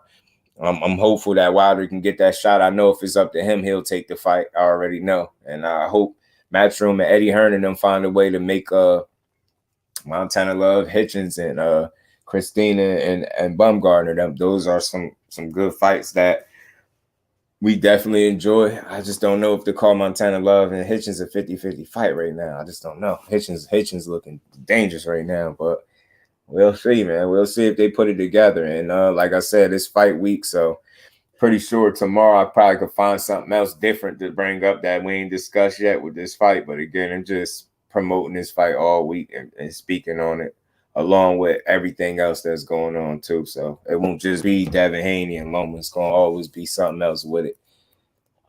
We live down the street from Detroit River. Detroit River. Man, but salute to everybody in the building. Salute to my bro Ant, man. Appreciate all y'all in the building, man, for this long-ass live. Appreciate y'all hanging in here on this good Wednesday. Salute to my bro and appreciate you, bro. You always welcome up anytime. Likewise. I think we hit the nail on the head today, man. I think we gave boxing its just due again today, y'all. So I do appreciate everybody, man. Y'all make sure y'all enjoy the rest of y'all Wednesday, man. And y'all know we right back at it tomorrow. Salute to the Queen Aisha. Peace, Queen. Salute to everybody, and we'll be right back, man. Y'all know how it be. We catching smallmouth bass. I need to go fishing. Catch me some smallmouth bass. But salute to everybody, man. Much love and appreciation to the family. Salute to the fam and the Cash App Super Chat. Appreciate y'all, man. Teach, what's good? Teach, peace, William, peace, Will. Have a good night, Miss Joette, Aisha, Mike. You already know. Mike, appreciate you as always, my bro, man. Hope y'all appreciated this long cook. And yeah, man, y'all make sure y'all enjoy the rest of y'all night, man. Just do come to Louisiana for fishing. I need to, man. I need to come that way. I need to make a trip for real. I ain't even joking. All things real. I don't know how to fish though. I ain't never been fishing, but I tried though. Bob never. He told us to put money on low. Right, Kurt. Bob man, not sell us up a river.